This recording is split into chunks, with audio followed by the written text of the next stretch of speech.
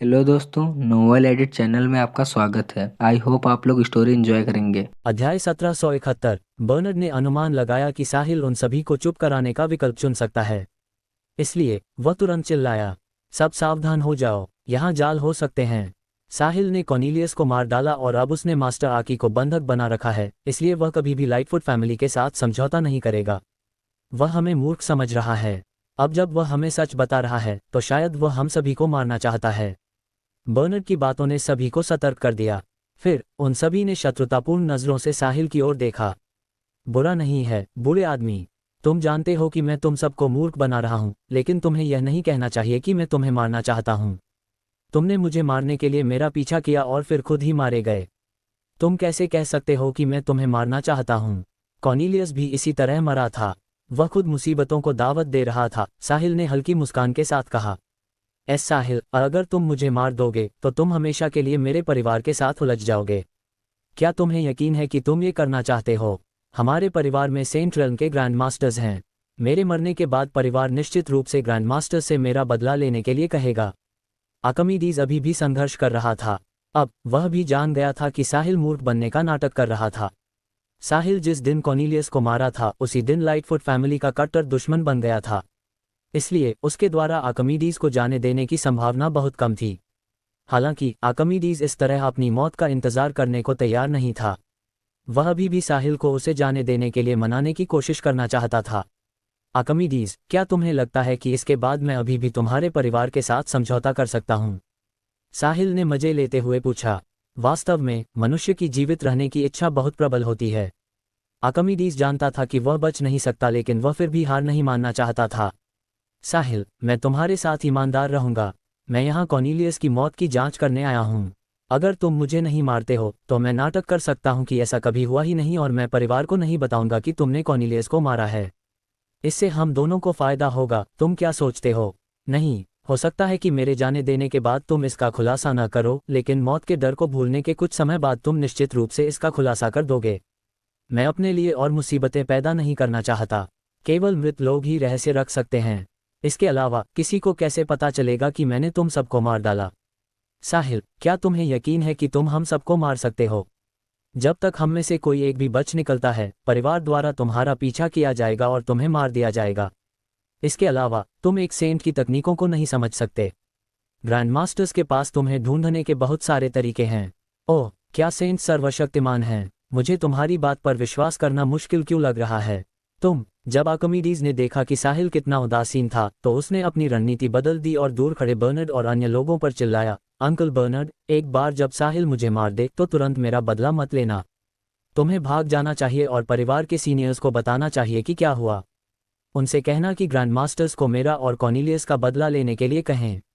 हम करेंगे, मास्टर आकी, बर्नर्ड ने उत्तर दिया। चिंता न करें मास्टर आकी, हम निश्चित रूप से आपका संदेश परिवार तक पहुंचाएंगे, एक अन्य लेट सॉवरन रैंकर ने भी उत्तर दिया।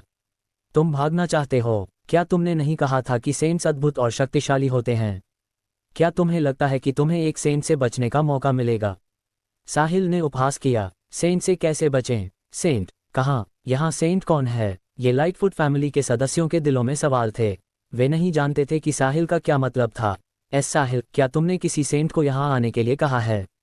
असंभव। सेंट्स इतनी सहजता से कार्रवाई कैसे करेंगे? तुम झूठ बोल रहे हो। अगर यहाँ वास्तव में कोई सेंट है तो उनसे बाहर आने के लिए कहो। आर्किमिडीज ने कांपती आवाज में कहा। वह तुम्हारे ठीक सामने है। मैं ही सेंट हूँ, साहिल ने दिखावे के साथ कहा। तुम एक सेंट? हा हा हा। आर्किमिडीज हंसने लगा। उसने सोचा कि साहिल किसी तरह एक सेंट को यहाँ लाने में कामयाब हो गया है। चूंकि साहिल 10 ट्रिलियन से अधिक स्टार डॉलर्स के साथ उससे लड़ सकता था, इसलिए उसकी पहचान निश्चित रूप से असाधारण थी। इसलिए यह आश्चर्यजनक नहीं होगा यदि उसके पास सेंट रेल्म का कोई मास्टर हो। यदि साहिल वास्तव में अपने मास्टर को यहाँ लाने में कामयाब हो जाता तो लाइटफुट फैमिली के सभी लोग मारे जाते।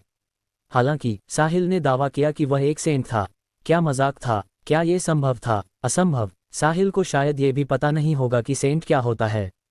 स्टार किंगडम के सभी सेंट्स में से उनमें से कौन एक ग्रैंड मास्टर नहीं था? सबसे छोटा कम से कम 10,000 साल से जीवित था। भले ही इटर्नल रेल्म में पहुंचने के बाद कोई आयु सीमा नहीं थी और किसी की वास्तविक उम्र जानने के लिए उनकी हड्डियों को देखना पड़ता था, फिर भी पारखी नज़र वाला कोई भी व्यक्ति किसी व्यक्ति की सामान्य उम्र बता सकता था। अध्याय 1772। साहिल निश्चित रूप से 1000 साल से अधिक पुराना नहीं था। सच कहूं तो यदि वह इस उम्र में एक सॉवरन रैंकर होता तो वह उन शीर्ष जीनियसेस जितना ही उत्कृष्ट होता। हालांकि आर्किमिडीज ने साहिल पर कभी विश्वास नहीं किया होता यदि उसने कहा होता कि वह एक सेंट है। ऐसा इसलिए था क्योंकि यह तर्क से परे था। यह तभी संभव था जब साहिल स्टार किंगडम के बाहर की किसी और भी उच्च सिविलाइजेशन से होता। स्टार किंगडम में 1000 साल से कम उम्र के सेंट का अस्तित्व होना असंभव था। चाहे वह कितना भी प्रतिभाशाली क्यों न हो, उसके पास कितनी भी अजीब मुलाकातें क्यों न हो, या उसने स्वर्ग और पृथ्वी के कितने भी खजाने क्यों न खाए हों, फिर भी यह असंभव था। लाइटफुट फैमिली के अन्य पावर हाउसेस पूरी तरह से मजे में थे। उनके मन में भी आर्किमिडीज जैसे ही विचार थे। उनके दिलों में केवल एक ही शब्द था, असंभव। आर्किमिडीज और लाइटफुट फैमिली के सदस्यों के उपहास का सामना करते हुए साहिल ने समझाने की कोशिश नहीं की। वैसे भी वह जो कुछ भी कहता उस पर कोई विश्वास नहीं करता। कार्रवाई करना ही बेहतर होगा। उन्हें अपना मजाक उड़ाते हुए देखकर साहिल ने मन ही मन सोचा, हंसते रहो हंसते रहो, अभी खुश हो जाओ ताकि मैं तुम्हें बाद में नर्क भेज सकूं। इसे उन लोगों के प्रति मेरा सम्मान समझो जो मरने वाले हैं। जैसे जैसे समय बीता आर्किमिडीज की हंसी की लहरें भी शांत हो गईं। साहिल ने इस पूरे समय कुछ नहीं कहा। सबको लगा कि साहिल के साथ कुछ ठीक नहीं है। जब दृश्य शांत हो गया तो साहिल ने कहा, क्या तुम सब खत्म कर चुके हो? तो मरने के लिए तैयार हो जाओ। एक सेंट के रूप में मैं तुम चींटियों के मुझ पर हंसने को सहन करने के लिए बहुत दयालु रहा हूं। साहिल, तुम। इससे पहले कि आर्किमिडीज अपनी बात पूरी कर पाता, उसे एक ऐसी ऊर्जा ने रोक दिया जिसने उसे निराशा का अनुभव कराया। साहिल के बोलते समय बर्नर्ड को महसूस हुआ कि कुछ गलत है। जैसे ही वह इटर्नल गोल्डन बॉडी धारण करने वाला था, उसे एहसास हुआ कि वह अपने शरीर को बिल्कुल भी नहीं हिला सकता। ऐसा लग रहा था मानो उस पर किसी बंधन मंत्र का वार हुआ हो। अन्य लोग आर्किमिडीज के आदेश का पालन करने वाले थे और स्पेस क्रैक का उपयोग करके घर वापस भागने वाले थे। जिस क्षण उन्होंने एक छोटी सी दरार फाड़ी, उन्हें एहसास हुआ कि वे अब हिल नहीं सकते। जो लोग जम गए थे उनके चेहरों पर खौफनाक भाव दिखाई दे रहे थे। दबाव बहुत तेज था। ऐसा महसूस हो रहा था मानो आसमान उनके ऊपर गिर गया हो। वे हिल नहीं सकते थे, लेकिन साथ ही उनके सीने में अंतहीन डर बढ़ रहा था। क्या ये सेंट स्माइट है? ये कैसे संभव है? क्या तुम सच में एक सेंट हो? बर्नर्ड ने डर के मारे पूछा। उसके शब्द गड़गड़ाहट की तरह थे। सदमे से हर कोई चक्कर महसूस कर रहा था। कुछ लोग तो मौके पर ही बेहोश हो गए। जब आर्किमिडीज ने सुना कि बर्नर्ड ने क्या कहा तो उसने खून की उल्टी की और बेहोश हो गया। वह साहिल के बगल में था, इसलिए वह साहिल की सेंट माइट को और भी अधिक महसूस कर सकता था। बर्नर्ड ने जो कहा उसके साथ मिलकर उसका मानसिक संतुलन पूरी तरह से बिगड़ गया। मैंने एक ऐसे सेंट को नाराज किया है जिसकी उम्र 1000 साल से भी कम है। मैं मर गया। उद्धरण चिन्ह। लाइटफुट फैमिली तबाह हो गई है। अध्याय 1773। आर्किमिडीज इतने बड़े शारीरिक और मानसिक तनाव में बेहोश हो गया। न केवल वह, बल्कि दृश्य में मौजूद बहुत से इमॉर्टल रैंकर्स भी दोहरे दबाव को नहीं झेल सके और वे भी बेहोश हो गए। केवल बर्नर्ड और अन्य सॉवरन रैंकर्स दांत पीसकर टिके हुए थे। साहिल ने केवल थोड़ी सी सेंट माइट छोड़ी थी। यदि वह अपनी पूरी ताकत लगा देता तो मौके पर मौजूद हर कोई सदमे से मर जाता। उन्हें बेहोश होने का मौका कैसे मिलता? तुम एक सेंट का अपमान नहीं कर सकते। तुमने ये खुद कहा था, लेकिन तुमने न केवल मेरा पीछा किया, तुमने अभी मेरा मजाक भी उड़ाया। उन्हें अपमान माना जाता है ना? भले ही मैं अब तुम सबको मार दूं, तुम्हारा परिवार मेरा कुछ नहीं बिगाड़ सकता, साहिल ने खुद से कहा और बर्नर्ड तथा अन्य लोगों की ओर देखा जो अभी भी टिके हुए थे। बर्नर्ड को समझ नहीं आ रहा था कि क्या कहे। बेशक वह कुछ कह भी नहीं सकता था। वह अपनी आखिरी सांस तक टिका हुआ था।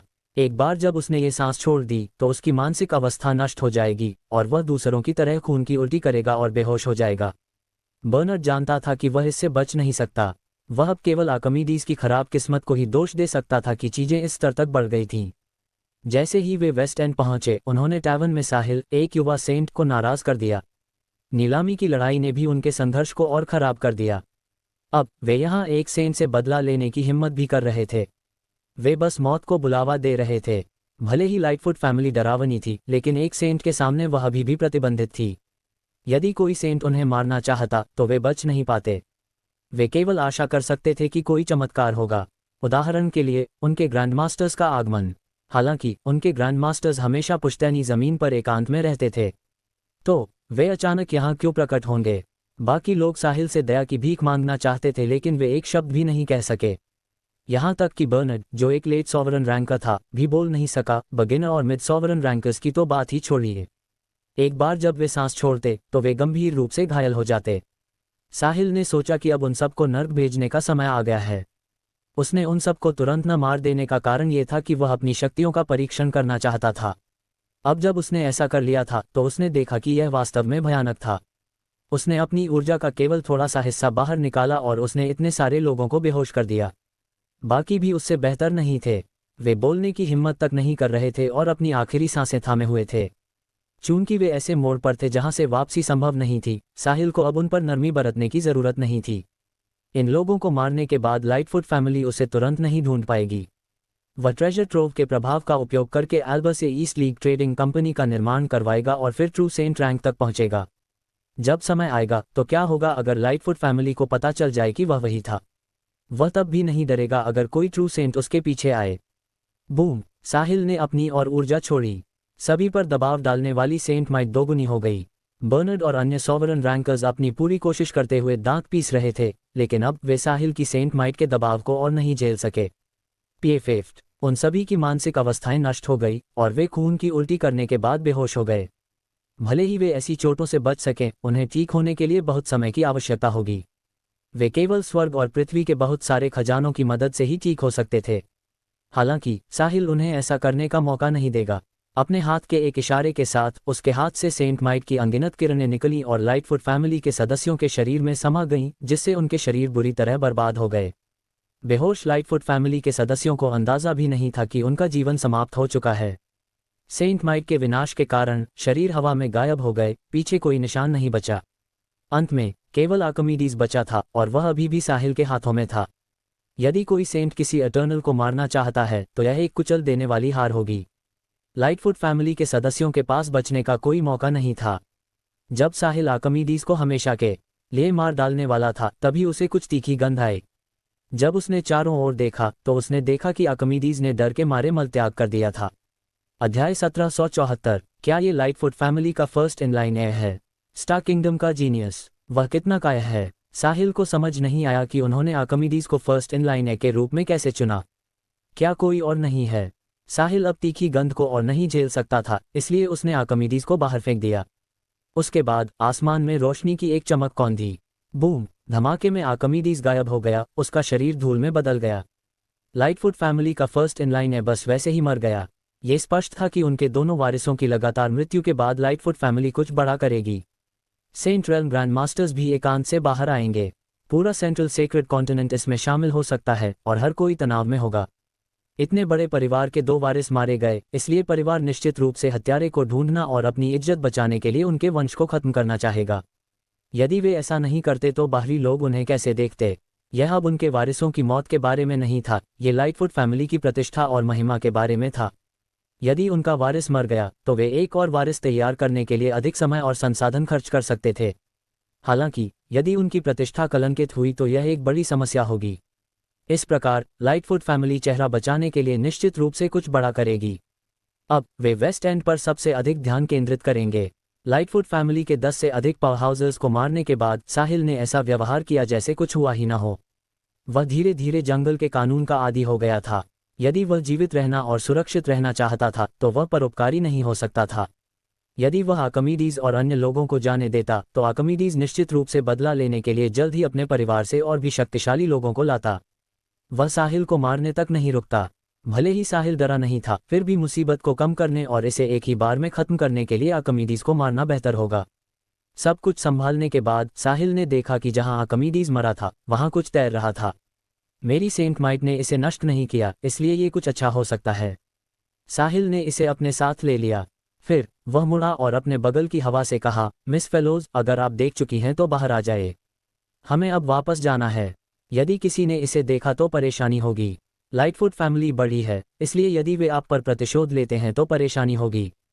साहिल के ऐसा कहने के बाद उसने देखा कि उसके सामने की हवा हिल रही है। फिर एक दरार दिखाई दी और उसमें से एक सुंदर आकृति बाहर निकली। वह आकृति एल्बा की थी। वलेरियो की स्टडी से बाहर आने के बाद उसने सुना कि साहिल ट्रेजर ट्रोव के मुख्यालय से चला गया है।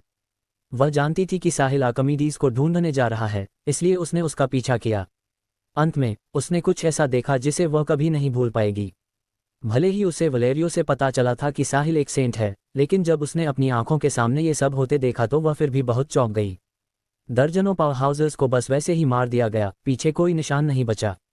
उनमें 2 लेट सॉवरन रैंकर्स भी थे। उन्हें स्टार्क किंगडम में काफ़ी शक्तिशाली माना जाता था, हालांकि वे साहिल का बिल्कुल भी विरोध नहीं कर सके। क्या एक सेंट ऐसा होता है? वह वास्तव में बहुत शक्तिशाली है। यहाँ तक कि ग्रैंपा वैल जैसा पार्शल सेंट भी साहिल का मुकाबला नहीं कर सकता। ये पहली बार था जब एल्बर ने किसी सेंट को युद्ध में देखा था। फेलोज फैमिली के पास कुछ सेंट रेल्म ग्रैंड मास्टर्स थे, लेकिन वे सभी एकांत में रह रहे थे और वे शायद ही कभी बाहर आते थे। इसलिए एल्बर ने उन्हें कभी किसी को मारते हुए नहीं देखा। अध्याय 1775। एल्बर स्पेस क्रैक से बाहर निकली और हवा में गर्व से खड़े साहिल की ओर देखा। उसकी आंखें आश्चर्य से चमक रही थीं, साथ ही वह सदमे से खुद को शांत नहीं कर पा रही थी। कौन कल्पना करेगा कि यह युवक एक सेंट था? अगर वह सिर्फ एक सेंट होता तो एल्बर उतनी उत्साहित नहीं होती। आखिरकार वहां प्री सेंट्स, ट्रू सेंट्स और सेक्रेड सेंट्स थे। साथ ही उसके परिवार में एक से अधिक ट्रू सेंट थे। मुख्य बात यह थी कि साहिल बहुत छोटा था।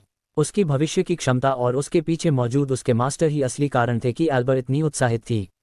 वह इतने युवा सेंट थे, इसलिए भविष्य में उनकी उपलब्धियां अनंत थीं। एल्बर हवा में साहिल के सामने दिखाई दी और अपने हाथ जोड़े। उसके बाद उसने उन्हें अपनी कमर के दाईं ओर रखा और सम्मानपूर्वक साहिल को थोड़ा झुककर अभिवादन किया। उसने कहा, मास्टर साहिल, एल्बर आपका अभिवादन करती है। मिस फेलोज, आप ये क्या कर रही हैं? साहिल ने जिज्ञासा से पूछा। मास्टर साहिल, कृपया मुझे क्षमा करें यदि मैंने अतीत में कभी आपको ठेस पहुंचाई हो। कृपया इसे दिल पर न लें। मैं अदूरदर्शी थी, इसलिए मैं आपका भव्य रूप नहीं देख सकी। अब जब मैं इसे देख रही हूं तो मैं जानती हूं कि आप पहले से ही स्टार किंगडम के शीर्ष पर हैं।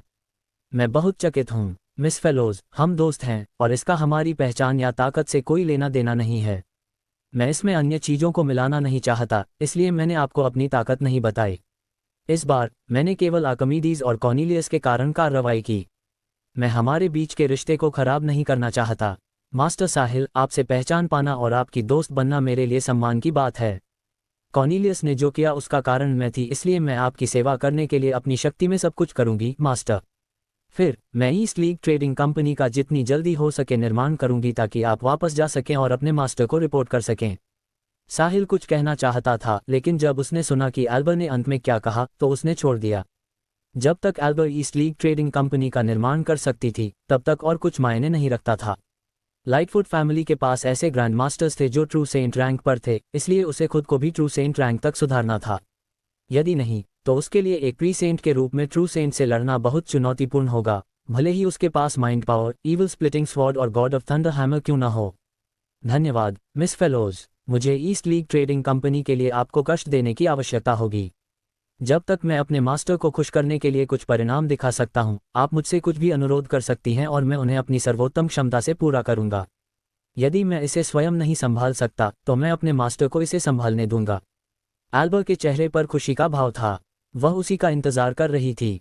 अपने मास्टर के दिल में साहिल की स्थिति को देखते हुए जब तक वह कुछ कहेगा उसके मास्टर निश्चित रूप से सहमत होंगे।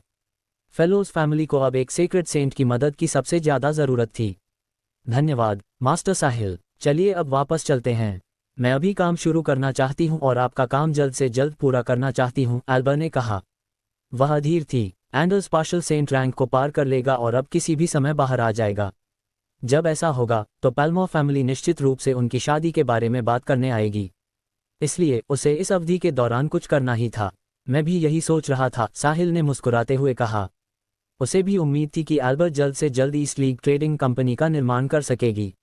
बेशक लैविश पॉइंट्स प्राप्त करने के लिए पैसा खर्च करना उसका अंतिम लक्ष्य था। वे दोनों अंतरिक्ष को चीरते हुए हाई डायमेंशनल स्पेस का उपयोग करके ट्रेजर ट्रोव के मुख्यालय वापस चले गए। उनके जाने के कुछ ही समय बाद लोग धीरे धीरे इस जगह की ओर आने लगे। अभी भी ऐसे लोग थे जो मौत से नहीं डरते थे या जिन्हें अपनी ताकत पर इतना भरोसा था कि वे मजे में शामिल होने के लिए आगे आए। हालांकि साहिल ने पीछे कोई निशान नहीं छोड़ा था, इसलिए ये लोग केवल कम उत्साह के साथ ही लौट सके।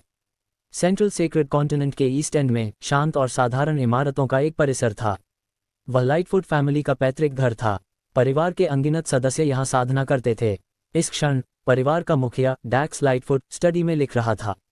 उसे लिखना बहुत पसंद था, इसलिए वह रोजाना इसमें काफी समय बिताता था। जब वह अपने लेखन पर ध्यान केंद्रित कर रहा था, नॉक नॉक नॉक, उसने अपने दरवाजे पर तेज दस्तक सुनी। डैक्स ने अपनी भौहें सिकोड़ी। अध्याय 1776। लाइटफुट फैमिली में हर कोई जानता था कि डैक्स को लिखते समय परेशान होना पसंद नहीं है, इसलिए यदि वह व्यक्ति अब उसका दरवाजा खटखटा रहा था तो निश्चित रूप से कुछ भयानक हुआ होगा। भले ही वह खुश नहीं था, फिर भी डैक्स ने कहा, अंदर आओ। दरवाजा खोलकर एक सफ़ेद बालों वाला बूढ़ा आदमी अंदर आया। ये व्यक्ति परिवार का सीनियर बटलर ड्यूक लाइटफुट था। साथ ही वह एक पीक सॉवरन रैंकर भी था। लॉर्ड डैक्स अंदर आने के बाद ड्यूक ने सम्मानपूर्वक पुकारा। इतनी जल्दी क्या है? डैक्स ने पूछा। लॉर्ड डैक्स, हमें अभी खबर मिली है कि मास्टर आकी मर चुके हैं। उनका लाइफ प्लाक अभी टूट गया। उनके साथ मरने वाले अन्य सभी परिवार द्वारा भेजे गए पावर हाउसेस थे। वे सभी मर चुके हैं और उनमें से कोई भी जीवित नहीं बचा। बूम! क्या आकी मर गया? डैक्स ने ये सुनकर डेस्क पर अपना हाथ दे मारा। हाँ लॉर्ड डैक्स, ये सच है, मैंने इसकी पुष्टि की है, ड्यूक ने उत्तर दिया। वह डैक्स को बिना पुष्टि के कुछ भी बताने की हिम्मत नहीं करेगा। परिवार की बैठक के लिए सभी को एक साथ बुलाओ। मैं देखना चाहता हूं कि हमारे 2 वारिसों को मारने की हिम्मत किसने की। क्या उन्हें लगता है कि हम कमजोर हैं? उनकी शेर की मांद में घुसने की हिम्मत कैसे हुई? वे वास्तव में मौत को बुलावा दे रहे हैं, डैक्स गुर्राया। जी मेरे स्वामी, मैं अभी बैठक बुलाता हूँ। ड्यूक ने ऐसा कहने के बाद कमरा छोड़ दिया। डैक्स अपनी जगह पर खड़ा रहा, उसका खून खौल रहा था। सेकंड इन लाइन ए को मरे कितना समय हुआ है? हमें हत्यारा नहीं मिला और अब फर्स्ट इन लाइन ए भी मर गया। वे स्पष्ट रूप से लाइटफुट फैमिली के चेहरे पर थप्पड़ मार रहे हैं। कौन इतना साहसी है? अगर मैं उन्हें ढूंढकर उनके पूरे वंश को खत्म नहीं करता तो मैं परिवार के गुस्से को शांत नहीं कर पाऊंगा। कुछ ही देर बाद डांग डांग डांग, लाइटफुट के मुख्य निवास में 9 घंटियां गूंजी, जिससे सन्नाटा टूट गया। विभिन्न इमारतों से अनगिनत लोग बाहर आए। फिर वे हवा में उछले और मुख्य हॉल की ओर उड़ गए। 9 घंटियां परिवार का सर्वोच्च बुलावे का आदेश थीं। जिसने भी इसे सुना उसे मुख्य हॉल की ओर जाना था, चाहे वह कुछ भी कर रहा हो। लाइटफुट फैमिली के मुख्य हॉल के अंदर परिवार का मुखिया डैक्स मुख्य सीट पर चेहरे पर उदासी लिए बैठा था। अन्य को सदस्य भी उसी की तरह थे। उन सभी के चेहरों पर असामान्य रूप से गंभीर भाव थे। स्पष्ट रूप से उन्होंने आर्किमिडीज की मृत्यु के बारे में जान लिया था। लाइटफुट फैमिली अब तनाव में थी क्योंकि उनके 2 वारिस एक के बाद एक मारे गए थे। यदि वे इसे ठीक से संभालने में विफल रहे तो उनके परिवार की प्रतिष्ठा को जो झटका लगेगा वह बेजोड़ होगा। इसके अलावा मरने वालों में 2 लेट सॉवरन रैंकर्स भी थे। अंत में हर कोई मर चुका था, जिससे पता चलता था कि उनका दुश्मन कितना शक्तिशाली था। सामान्य लोग ऐसा नहीं कर पाएंगे। उन्हें इसे संभालने के लिए ग्रैंड मास्टर्स से भी कहना पड़ सकता है। उन्हें इसे संभालने के लिए ग्रैंड मास्टर्स से कहने की ज़रूरत थी और साथ ही उन्हें इसके बारे में कुछ करने की भी ज़रूरत थी। उनके 2 वारिसों की मृत्यु हुई थी, इसलिए वे चुप नहीं रह सकते थे। यदि नहीं तो बाहरी दुनिया सोचेगी कि लाइटफुट फैमिली कमज़ोर है। अध्याय 1777। साहिल और एल्बर एक साथ ट्रेजर ट्रोव के मुख्यालय वापस चले गए। फिर एल्बर ने ईस्ट लीग ट्रेडिंग कंपनी के विकास पर ध्यान केंद्रित करना शुरू करने के लिए ट्रेजर ट्रोव की 3rd यंग मिस्ट्रेस के रूप में अपनी पहचान का उपयोग किया। प्रमुख वलेरियो के आदेशों के साथ ट्रेजर ट्रोव के ग्राहकों और प्लेटफॉर्म्स को ईस्ट लीग ट्रेडिंग कंपनी के लिए खोल दिया गया। पर्याप्त पैसे और प्लेटफॉर्म्स के साथ एक ट्रेडिंग कंपनी विकसित करना बहुत आसान था। उन्हें केवल प्रारंभिक चरण के दौरान चीजें खरीदने की आवश्यकता थी। सबसे पहले उन्होंने कुछ विला खरीदे और मुख्यालय का स्थान निर्धारित किया। फिर उन्होंने विभिन्न मध्यम और बड़े व्यापार क्षेत्रों में कुछ शाखाएं स्थापित कीं। एक बार जब वह हो गया तो वे संचालन शुरू कर सकते थे। ट्रेजर ट्रोव ने कंपनी को ये सभी चैनल प्रदान किए। रही बात स्टाफ की, वे बस ट्रेजर ट्रोव से कुछ स्टाफ का तबादला कर सकते थे। हालांकि साहिल ने एल्बर से यह भी कहा कि वह ट्रेजर ट्रोव के स्टाफ, प्लेटफॉर्म और संसाधनों का उपयोग कर सकती है, लेकिन उसे पैसे खर्च करने होंगे। दूसरे शब्दों में ईस्ट लीग ट्रेडिंग कंपनी को उन्हें ट्रेजर ट्रोव से खरीदना पड़ा। यह अंतिम सीमा थी और साहिल इसका उल्लंघन नहीं करेगा। उसने दावा किया कि वे ऋणों को ठीक से चुकाना चाहते थे और वह ट्रेजर ट्रोव का लाभ उठाने के लिए अपनी पहचान का उपयोग नहीं करना चाहता था। वास्तव में वह चाहता था कि एल्बर अधिक पैसा खर्च करे ताकि वह अधिक लैविश पॉइंट्स प्राप्त कर सके। जब एल्बर ने देखा कि साहिल कितना गंभीर था तो उसने वैसा ही किया जैसा उसने कहा था। वैसे भी साहिल के पास दुनिया का सारा पैसा था। एल्बर के लिए पैसा महत्वपूर्ण नहीं था और उसने खर्च करने में कोई कसर नहीं छोड़ी। ये बिल्कुल साहिल की पसंद के अनुरूप था। जैसा कि एल्बर ईस्ट लीग ट्रेडिंग कंपनी के लिए दौड़ धूप कर रही थी और साहिल के पास करने के लिए कुछ नहीं था, सेंट्रल सेक्रेट कॉन्टिनेंट के 2 बड़े परिवारों लाइटफुट और फेलोज फैमिली ने अपने सेंट रैंक ग्रैंड मास्टर से एकांत से बाहर आने का अनुरोध किया था। लाइटफुट फैमिली उस व्यक्ति को ढूंढना चाहती थी जिसने आर्किमिडीज और कॉर्नेलियस को मारा था, जबकि फेलोज फैमिली ये सुनिश्चित करना चाहती थी कि साहिल अपनी पहचान के बारे में झूठ नहीं बोल रहा है। यदि वलेरियो सच कह रहा था तो साहिल न केवल एक युवा सेंट होगा बल्कि उसके पास मास्टर के रूप में एक सेक्रेट सेंट भी होगा।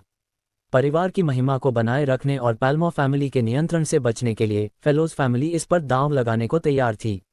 वे पैल्मो फैमिली की महत्वाकांक्षा के बारे में जानते थे, हालांकि उन्हें कभी बचने का मौका नहीं मिला।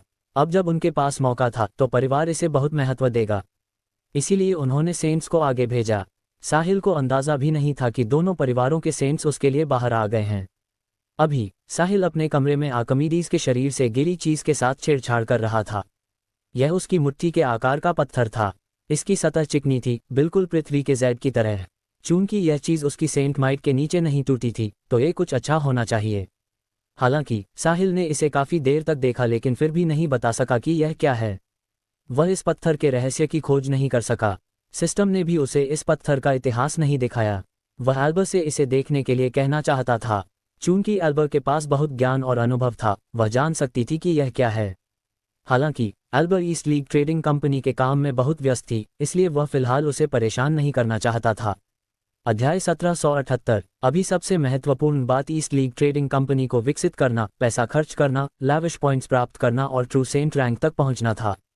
वह इसके बाद धीरे धीरे पत्थर पर शोध करेगा। यदि वह नहीं कर सका तो वह एल्बर द्वारा कंपनी को सही रास्ते पर लाने में कामयाब होने के बाद उससे मदद मांगेगा। साहिल काफी समय से इसके साथ छेड़छाड़ कर रहा था। उसने पत्थर को चिकोटी काटी थी, रगड़ा था, निचोड़ा था और फेंका था, लेकिन ये जानने के अलावा कि यह बहुत कठोर है, उसे कुछ भी नहीं मिला। क्या ये पत्थर अपने कठोर बाहरी हिस्से के अलावा बेकार है? साहिल को अविश्वास था। यदि ये केवल कठोर होता तो आर्किमिडीज इसे अपने साथ नहीं लाता। आर्किमिडीज की पहचान के आधार पर वह इस पत्थर को अपने साथ तभी लाता जब वह उपयोगी होता। चूंकि सिस्टम ने इस पत्थर का परिचय देने की योजना नहीं बनाई थी, इसलिए साहिल खुद सिस्टम को खोलकर देखेगा कि क्या वह प्रतिक्रिया देगा। फिर साहिल ने अपना सिस्टम पैनल खोला। Host Sahil Khurana. Balance 9,985,701,990,000,000 body pre saint level 1, you may upgrade 1 level using 10,000 lavish points. Mind Sovereign level 10, you may upgrade using 100,000 lavish points. Combat Saint Realm Beginner Pre-Saint Rank. Combat Skills Void Punch Perfection, Air Crushing Slap Perfection, Evil Splitting Sword Technique Perfection. Skills Ancient Traditional Medicine Perfection. Lavish Points 900। System में कोई बदलाव नहीं हुआ था। East League Trading company ने अभी तक आधिकारिक तौर पर पैसा खर्च करना शुरू नहीं किया था। अब यह अभी भी अपने प्रारंभिक चरण में थी। हालांकि एल्बर ने साहिल को बताया कि ईस्ट लीग ट्रेडिंग कंपनी मुख्यालय के रूप में कुछ विला खरीदना शुरू कर देगी। वे जल्द ही पैसा खर्च करना शुरू कर देंगे। उसके बाद वे अधिक से अधिक पैसा खर्च करना शुरू कर देंगे। यदि वे मध्यम या बड़े व्यापार क्षेत्रों में शाखाएं बनाना चाहते थे तो उन्हें सामान्य रूप से संचालन शुरू करने के बाद बहुत सारे संसाधनों को खरीदने की भी आवश्यकता होगी। यदि वे थोड़े समय में ईस्ट लीग ट्रेडिंग कंपनी को बढ़ाना चाहते थे तो उन्हें धन की आवश्यकता होगी। बेशक ये वही सब था जिसकी साहिल ने कामना की थी। ईस्ट लीग ट्रेडिंग कंपनी शुरू करने का उसका मुख्य लक्ष्य पैसा खर्च करना और लैविश पॉइंट्स प्राप्त करना था। ये और भी बेहतर होगा यदि वह जितनी जल्दी हो सके ट्रिलियन खर्च कर सके ताकि उसे प्री-सेंट रैंक तक पहुंचने में मदद मिल सके। सिस्टम का डेटा दिलचस्प नहीं था। फिर साहिल ने पत्थर उठाया और उसे अपनी आंखों के सामने रखा। वह सिस्टम पैनल के साथ पत्थर का मिलान करना चाहता था ताकि वह देख सके कि क्या सिस्टम इसे पहचान सकता है। दोनों के मिलने के बाद सिस्टम बदल गया और एक नया पॉपअप दिखाई दिया। लो लेवल स्पेस स्टोन ब्रह्मांड में असाधारण शक्तियों वाला एक अयस्क है। यह एक ऐसा खजाना है जो शायद ही कभी मिलता है। इसमें अंतरिक्ष की शक्ति है और कुछ शोधन के बाद इसे स्टोरेज के रूप में उपयोग किया जा सकता है। एक लो लेवल स्पेस स्टोन में 1 घन मीटर स्टोरेज स्पेस होता है, जबकि एक मिड लेवल स्पेस स्टोन में 10 घन मीटर स्टोरेज स्पेस होता है। इसी तरह स्पेस स्टोन के स्तर में प्रत्येक वृद्धि के साथ इसका स्टोरेज 10 गुना बढ़ जाएगा और इसका मूल्य भी 10 गुना बढ़ जाएगा। एक हाई लेवल स्पेस स्टोन में 100 घन मीटर स्टोरेज होगा। स्पेस स्टोन का उपयोग करने के तरीके सीमित हैं और हर कोई इसका उपयोग नहीं कर सकता है। केवल माइंड पावर वाले लोग ही इसका उपयोग कर सकते हैं।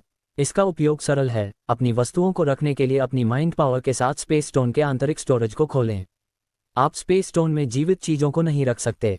कृपया इसके उपयोग के प्रति सावधान रहें। होस्ट परिचय यहाँ समाप्त हुआ। इसे पढ़ने के बाद साहिल की आंखों में चमक आ गई। यह एक खजाना है जिसमें मैं अपनी वस्तुएं रख सकता हूँ। ये साहिल के लिए बहुत उपयोगी था। भले ही ये केवल एक लो लेवल स्पेस स्टोन था और इसमें केवल 1 घन मीटर स्टोरेज स्पेस था, इसलिए वह अपनी तलवार की म्यान अंदर नहीं रख सकता था, लेकिन वह कम से कम exquisite wine of 100 flowers and fruits को अंदर रख सकता था। वह जहां भी जाता वहां शराब का जार पकड़ना काफी असुविधाजनक था। चूंकि एक लो लेवल स्पेस स्टोन का अस्तित्व था तो निश्चित रूप से एक मड लेवल स्पेस स्टोन भी होगा। यदि वह एक मड लेवल स्पेस स्टोन खरीद सकता है तो वह 10 घन मीटर स्टोरेज स्पेस के अंदर अपनी तलवार की म्यान रख सकता है। वह वलेरियो से पूछेगा जब उसके पास समय होगा और देखेगा कि क्या ट्रेजर ट्रोव के पास बिक्री के लिए मड लेवल स्पेस स्टोन्स हैं। यदि उनके पास हुए तो वह एक खरीदेगा चाहे उसकी कीमत कितनी भी क्यों ना हो। न केवल वह लाविश पॉइंट्स प्राप्त कर सकता था बल्कि वह इसका उपयोग अपनी वस्तुओं को रखने के लिए भी कर सकता था। अध्याय 1779। साहिल को अचानक कुछ याद आया। आर्किमिडीज केवल एक पार्शियल सॉवरन रैंकर था और उसके पास अभी तक माइंड पावर नहीं थी, तो वह एक स्पेस स्टोन अपने साथ क्यों रखेगा? क्या उसे पत्थर से कुछ रखने या निकालने की जरूरत पड़ने पर हर बार बर्नर्ड, जिसके पास माइंड पावर थी, से मदद मांगने की जरूरत होगी? ये संभव था। आखिरकार बर्नर्ड आर्किमिडीज का रक्षक था और दोनों हमेशा साथ रहते थे। जब उसने ये समझ लिया तो साहिल के दिमाग में एक और सवाल आया। चूंकि सिस्टम ने कहा था कि स्पेस स्टोन कुछ कीमती है तो उसने इसका मूल्यांकन क्यों नहीं किया? वह केवल ये जानता था कि गॉड ऑफ थंडर हैमर की कीमत 11 ट्रिलियन स्टार डॉलर से अधिक थी। जहां तक इसकी सटीक कीमत की बात है, साहिल को कोई अंदाजा नहीं था। सिस्टम के पिछले व्यवहार के अनुसार ये साहिल द्वारा छुई गई हर वस्तु का परिचय और मूल्यांकन दिखाएगा। हालांकि उसने पिछली 2 वस्तुओं के लिए ऐसा नहीं किया। क्या गलत था? साहिल ने उन खजानों की तुलना की जिनका सिस्टम ने तब मूल्यांकन किया था गॉड ऑफ थंडर हैमर और स्पेस स्टोन के साथ। फिर उसने उनके बीच एक बहुत स्पष्ट अंतर देखा। जब भी सिस्टम ने किसी वस्तु का परिचय या मूल्यांकन किया तो वह वस्तु ऐसी होती थी जो साहिल की नहीं होती थी। हालांकि गॉड ऑफ थंडर हैमर और स्पेस स्टोन दोनों अब उसके थे। क्या यही कारण हो सकता था? शायद सिस्टम ने सोचा कि खजाने पहले से ही उसके हैं, इसलिए उनका मूल्यांकन करना निरर्थक होगा। साहिल ऐसी चीज खरीदने के लिए पैसा खर्च नहीं करेगा जो पहले से ही उसकी है ना? जो भी हो, छोड़ो इसे। मैं इसकी पुष्टि करने के लिए भविष्य में इसे आजमाऊंगा। अभी के लिए देखते हैं कि आर्किमिडीज के पास उसके लो लेवल स्पेस स्टोन में क्या है। साहिल ने अपनी माइंड पावर छोड़ी और स्पेस स्टोन को छुआ। फिर उसने सहजता से एक छोटी सी जगह में प्रवेश किया। अंदर बहुत सारी चीजें थीं। वहां 3 सोलबाउंड वेपन्स थे, 2 बिगिनर लेवल और 1 मड लेवल। वहां कुछ मेमोरी स्टोन्स भी थे। ज्यादातर चीजें वही थीं जो उसने नीलामी में प्राप्त की थीं। साहिल ने मेमोरी स्टोन्स में से एक पर अपनी माइंड पावर का उपयोग किया और उसे बाहर निकाला। जैसा कि उसने अपने बाएं हाथ में बिगिनर लेवल स्पेस स्टोन और अपने दाएं हाथ में मेमोरी स्टोन को देखा, साहिल मुस्कुराया। स्पेस स्टोन बहुत उपयोगी था। अपने दाएं हाथ में मेमोरी स्टोन को कुचलने के बाद पत्थर की सामग्री उसके सिर में दिखाई दी। इसमें 9th रैंक अंडुलेटिंग पाम के पहले 3 रैंक शामिल थे। कहा जाता था कि एक बार जब कोई इसे सफलतापूर्वक सीख लेता है तो इसकी जबरदस्त शक्ति को आरोपित सुपरइम्पोज्ड किया जा सकता है। सभी 9 रैंक आरोपित करने के बाद इसकी शक्ति भयानक होगी। दुर्भाग्य से यहाँ केवल 3 रैंक थे।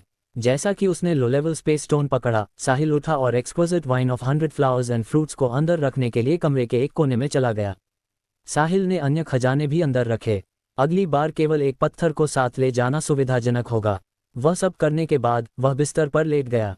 अब वह एल्बा द्वारा अधिक पैसा खर्च करने की प्रतीक्षा करेगा ताकि वह पर्दे के पीछे अधिक लाविश पॉइंट्स प्राप्त कर सके। वैसे भी साहिल ईस्ट लीग ट्रेडिंग कंपनी के बारे में चिंता नहीं करना चाहता था। आखिरकार माली प्रमुख थी, वह नहीं। पृथ्वी से शुरू होकर मिल्की वे तक और अब स्टार किंगडम तक साहिल ने कुछ महसूस किया। ताकत सबसे महत्वपूर्ण चीज थी। ताकत के बिना बाकी सब बेकार होगा। पैसा और खजाने सब बाहरी थे और वे किसी भी समय गायब हो सकते थे। अध्याय 1780। फेलोज फैमिली के पास पैसा था और वे स्टार किंगडम के शीर्ष 3 सबसे अमीर परिवारों में से थे। हालांकि उनके पास सेक्रेट सेंट नहीं था, इसलिए वे जीवन और मृत्यु के संकट का सामना कर रहे थे। साहिल को उम्मीद थी कि एल्बर्ट जल्दी कर सकती है। लाइटफुट फैमिली निश्चित रूप से अब कुछ कर रही थी। हालांकि साहिल को अंदाजा नहीं था कि उन्होंने इस बार जिन लोगों को भेजा है वे कितने मजबूत होंगे। वे केवल पीक सॉवरन रैंकर्स नहीं होने चाहिए। पिछली बार 2 लेट सॉवरन रैंकर्स और बहुत सारे पावर हाउसेस बिना किसी निशान के मारे गए थे। एक पीक सॉवरन रैंकर उसका क्या बिगाड़ लेगा?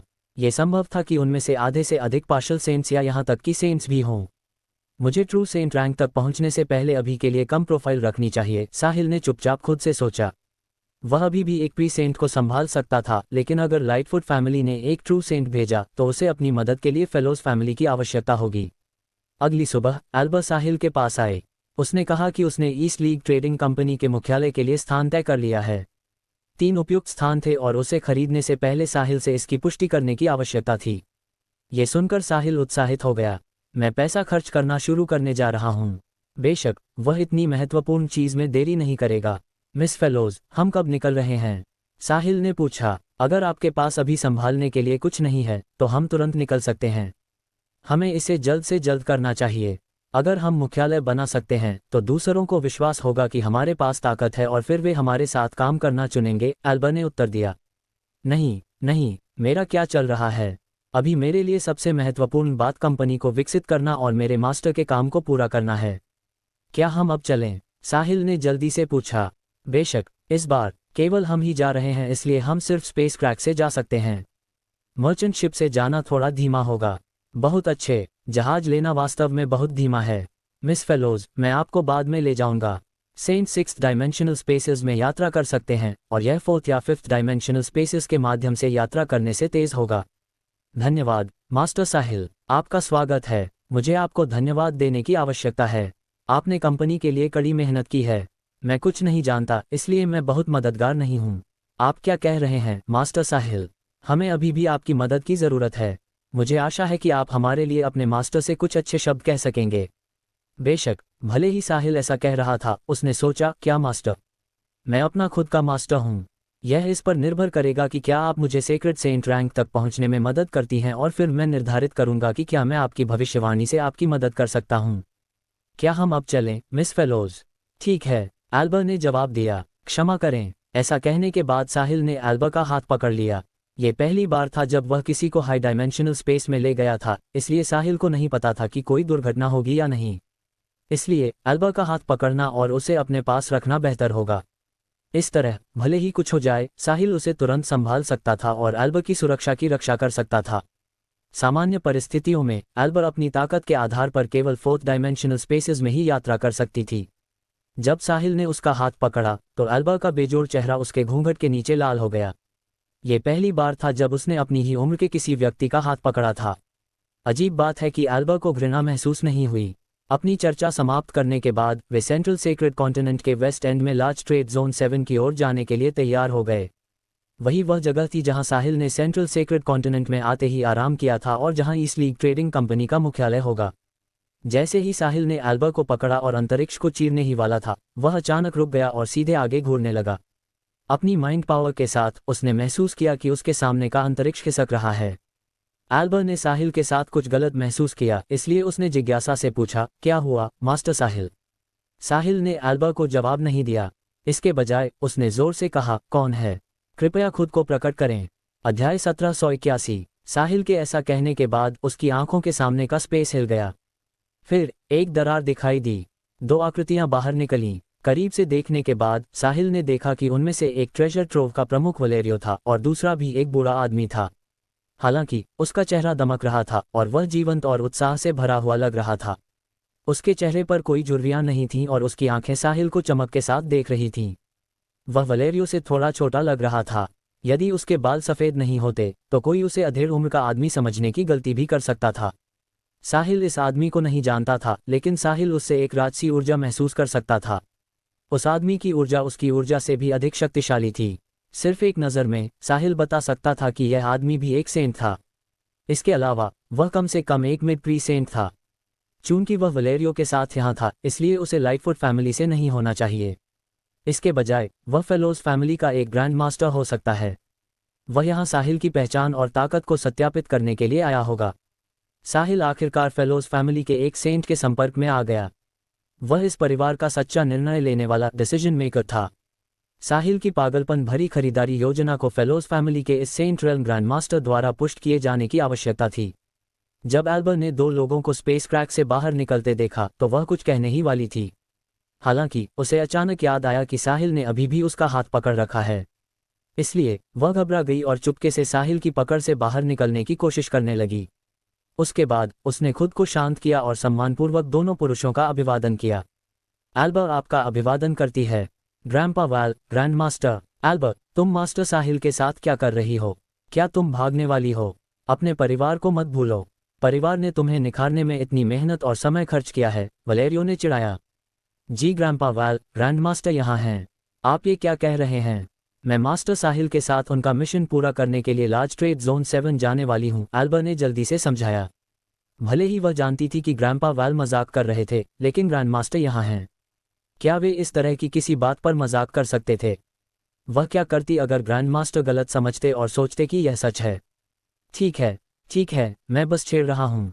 इतने नर्वस मत हो। हमने देखा कि तुम इस बार परिवार के लिए क्या करने की कोशिश कर रही हो और तुम्हारी वजह से हमें आखिरकार उम्मीद जगी है। ग्रैंडमास्टर तुम्हें दोष नहीं देंगे। एक बार यह सफल हो जाने के बाद पूरा परिवार तुम्हारा शुक्रिया अदा भी करेगा, वलेरियो ने कहा। उसने परिवार के महत्वपूर्ण कॉज और ग्रैंडमास्टर्स को सब कुछ विस्तार से बता दिया था। वलेरियो अभी भी उस सदमे और उत्साह को याद कर सकता था जो कॉज और ग्रैंडमास्टर्स के चेहरों पर था जब उसने उन्हें यह बताया था। फेलोज फैमिली ने इतने वर्षों तक तैयारी की थी और फिर भी उन्हें कभी कोई उम्मीद नहीं दिखी। पाल्मोर फैमिली का सेक्रेट सेंट फेलोज फैमिली के सामने एक पहाड़ की तरह था जिसे वे पार नहीं कर सकते थे। ये धीरे धीरे फेलोज फैमिली के हितों पर कब्जा कर रहा था ताकि उन्हें निगल सके। अब फेलोज फैमिली ने अपना मौका देखा, इसलिए सीनियर्स और ग्रैंड मास्टर्स ने इसे बहुत महत्व दिया। आखिरकार इतने वर्षों के बाद यह उनकी उम्मीद की एकमात्र किरण थी। ग्रैंड मास्टर रोल्ड इस बार दावे की वैधता को सत्यापित करने और साहिल की ताकत का परीक्षण करने के लिए बाहर आए थे। एक बार जब फेलोज फैमिली ने साहिल के साथ काम करने का फैसला कर लिया तो निश्चित रूप से पाल्मोर फैमिली के साथ उनका झगड़ा होगा। परिणाम भयानक होंगे और यह फेलोज फैमिली के पतन को करीब ला सकता है। यदि उन्हें पर्याप्त विश्वास नहीं होता तो वे इस पर दांव लगाने की हिम्मत नहीं करते। भले ही दांव न लगाने पर भी उनके परिवार को निगल लिया जाता, कम से कम वे थोड़े और समय के लिए टिके रह सकते थे। ग्रैंडपा वाल, ग्रैंड मास्टर, ये वही है जो मुझे करना चाहिए। परिवार के वंशज के रूप में मैं खुद को परिवार को सौंप दूंगी और कभी शिकायत नहीं करूंगी, एल्बर ने गंभीरता से कहा। वलेरियो मुस्कुराया और उसने सिर हिलाया। वह एल्बर की बात से बहुत खुश था। उसने एल्बर को पाला था। वलेरियो और एल्बर के दादा भाई थे। एल्बर के दादा छठी संतान थे जबकि वलेरियो सातवें थे। उनके बीच उम्र का अंतर बड़ा नहीं था, इसलिए वे बहुत करीब थे। इसके अलावा एल्बर के दादा की मृत्यु तब हुई जब वह परिवार द्वारा दिए गए एक कार्य को पूरा कर रहे थे। जब ऐसा हुआ तब एल्बर के पिता केवल 3 वर्ष के थे। अध्याय 1782। तब से वलेरियो उनके वंश के लिए जिम्मेदार था। यदि वलेरियो नहीं होता तो एल्बर जैसी प्रत्यक्ष वंशज जिसे कोई समर्थन नहीं था, उसे फेलोज फैमिली का ध्यान नहीं मिलता। ऐसा इसलिए था क्योंकि फेलोज फैमिली बहुत बड़ी थी और बहुत सारे प्रत्यक्ष वंशज थे। केवल परिवार के मुख्य सीनियर्स के प्रत्यक्ष वंशजों को ही ध्यान और अधिक संसाधन मिलते थे। कौन सा डिसीजन मेकर अपने वंश के लिए अधिक लाभ नहीं चाहेगा? एल्बर, तुम काफी अच्छी हो।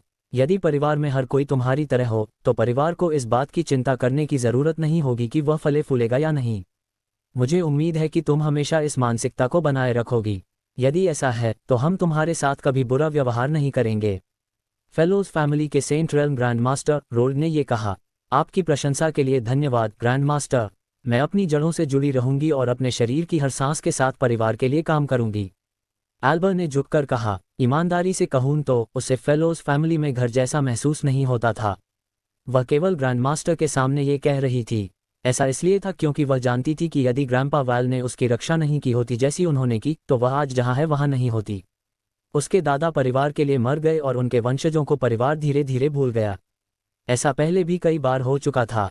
एक बड़े परिवार में पैदा होने की यही त्रासदी थी। वहां बहुत सारे लोग थे और उन सभी के लिए पर्याप्त ध्यान नहीं था। केवल डिसीजन मेकर्स के वंशज ही सबसे अधिक और सर्वोत्तम संसाधन प्राप्त कर सकते थे। हालांकि यह विशेष रूप से फेलोज फैमिली के लिए नहीं था। लगभग सभी बड़े परिवारों को इस समस्या का सामना करना पड़ा।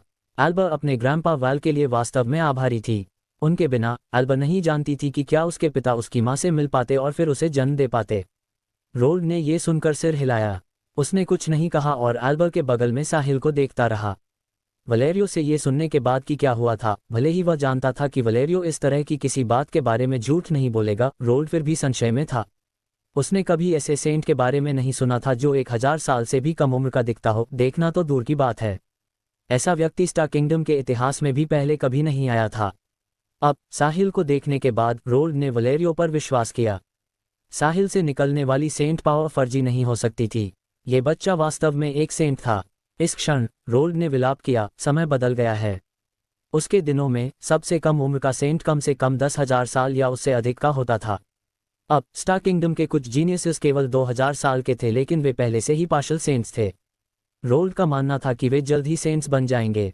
ये कहने के बाद उसके सामने जो बच्चा था वह और भी अधिक पागलपन भरा था।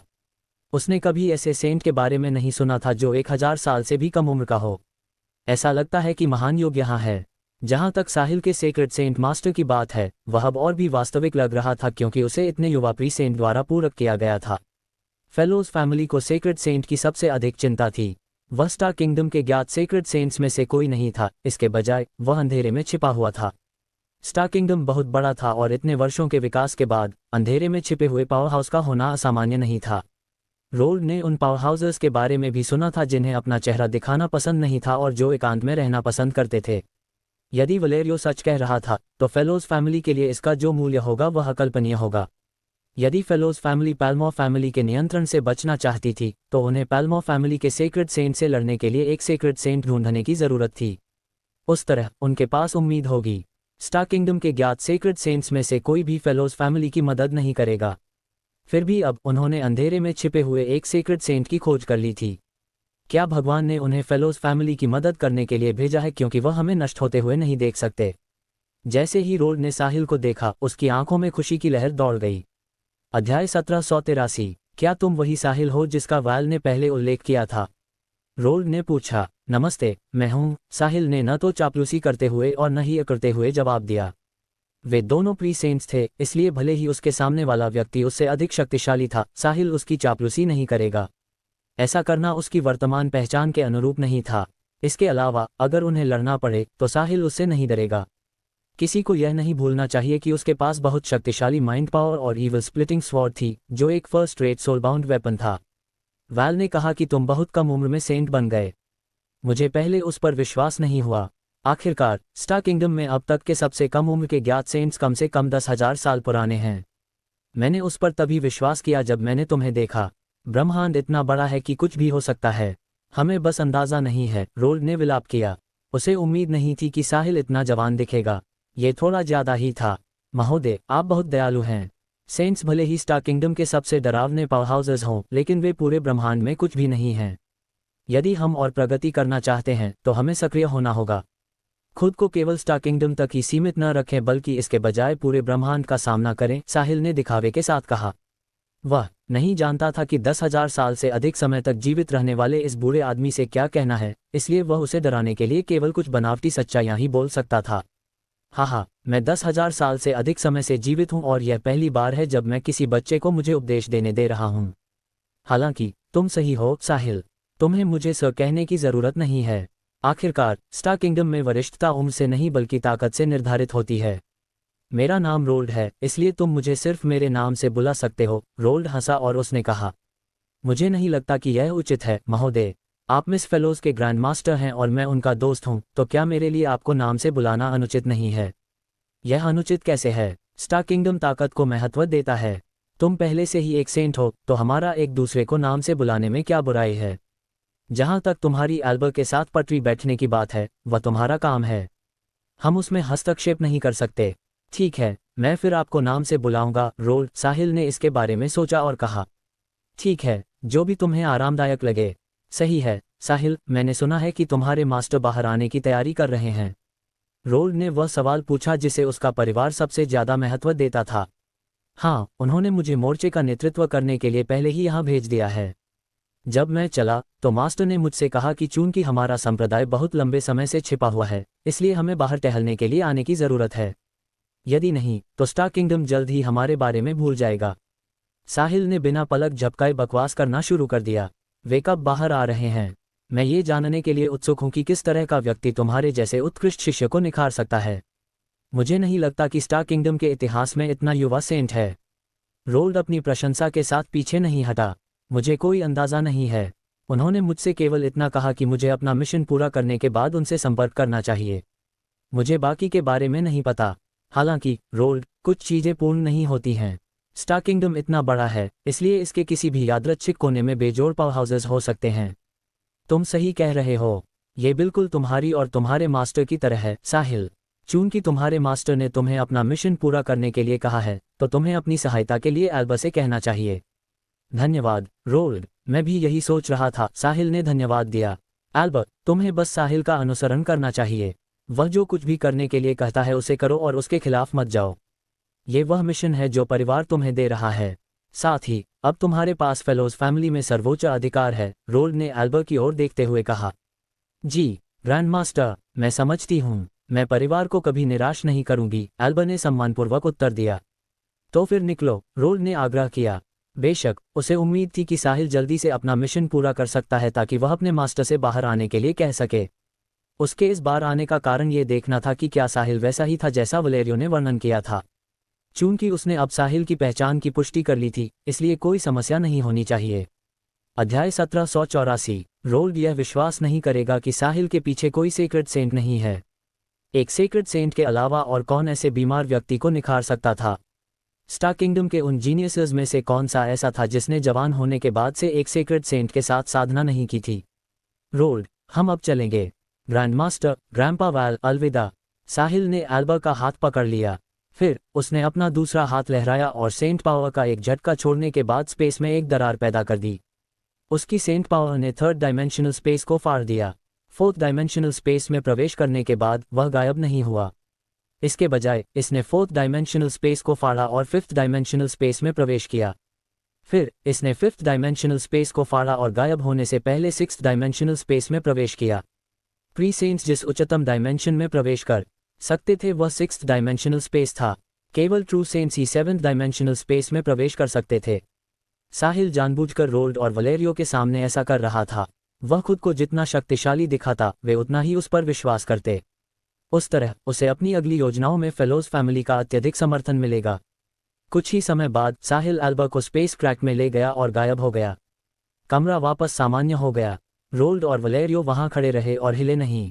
थोड़ी देर बाद वलेरियो ने पुकारा, ग्रैंड मास्टर। रोल्ड ने एक गहरी सांस ली और विलाप किया, मुझे इसकी कभी उम्मीद नहीं थी।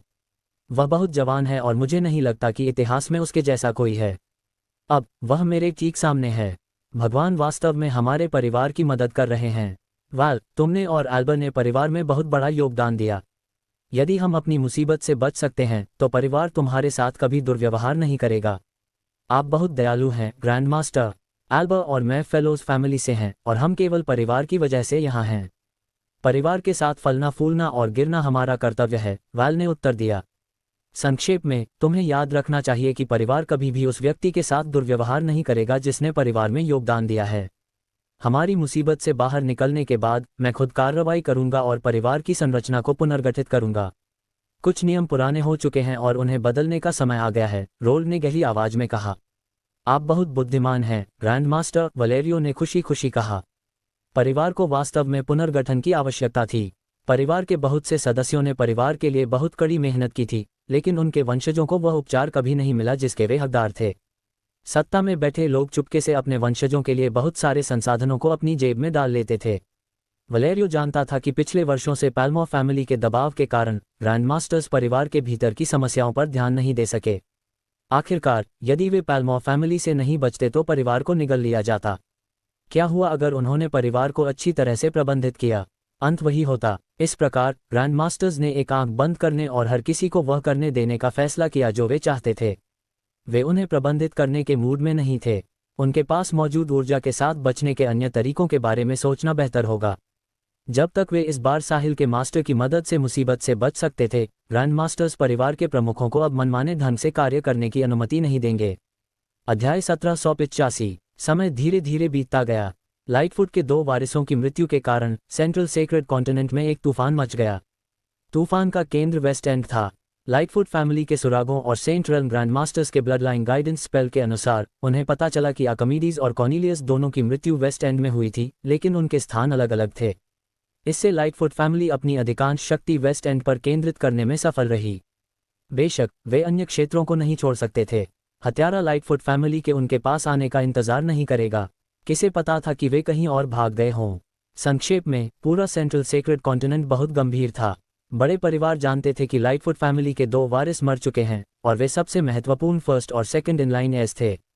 इसलिए परिवार उबल रहा था। कोई भी अभी लाइटफुट फैमिली को नाराज नहीं करना चाहता था। इसलिए वे हर जगह लाइटफुट फैमिली द्वारा रखी गई निगरानी के प्रति आंखें मूंद रहे थे। लाइटफुट फैमिली की आधी से ज्यादा शक्ति वेस्ट एंड में जमा थी। हालांकि ये पर्याप्त नहीं था।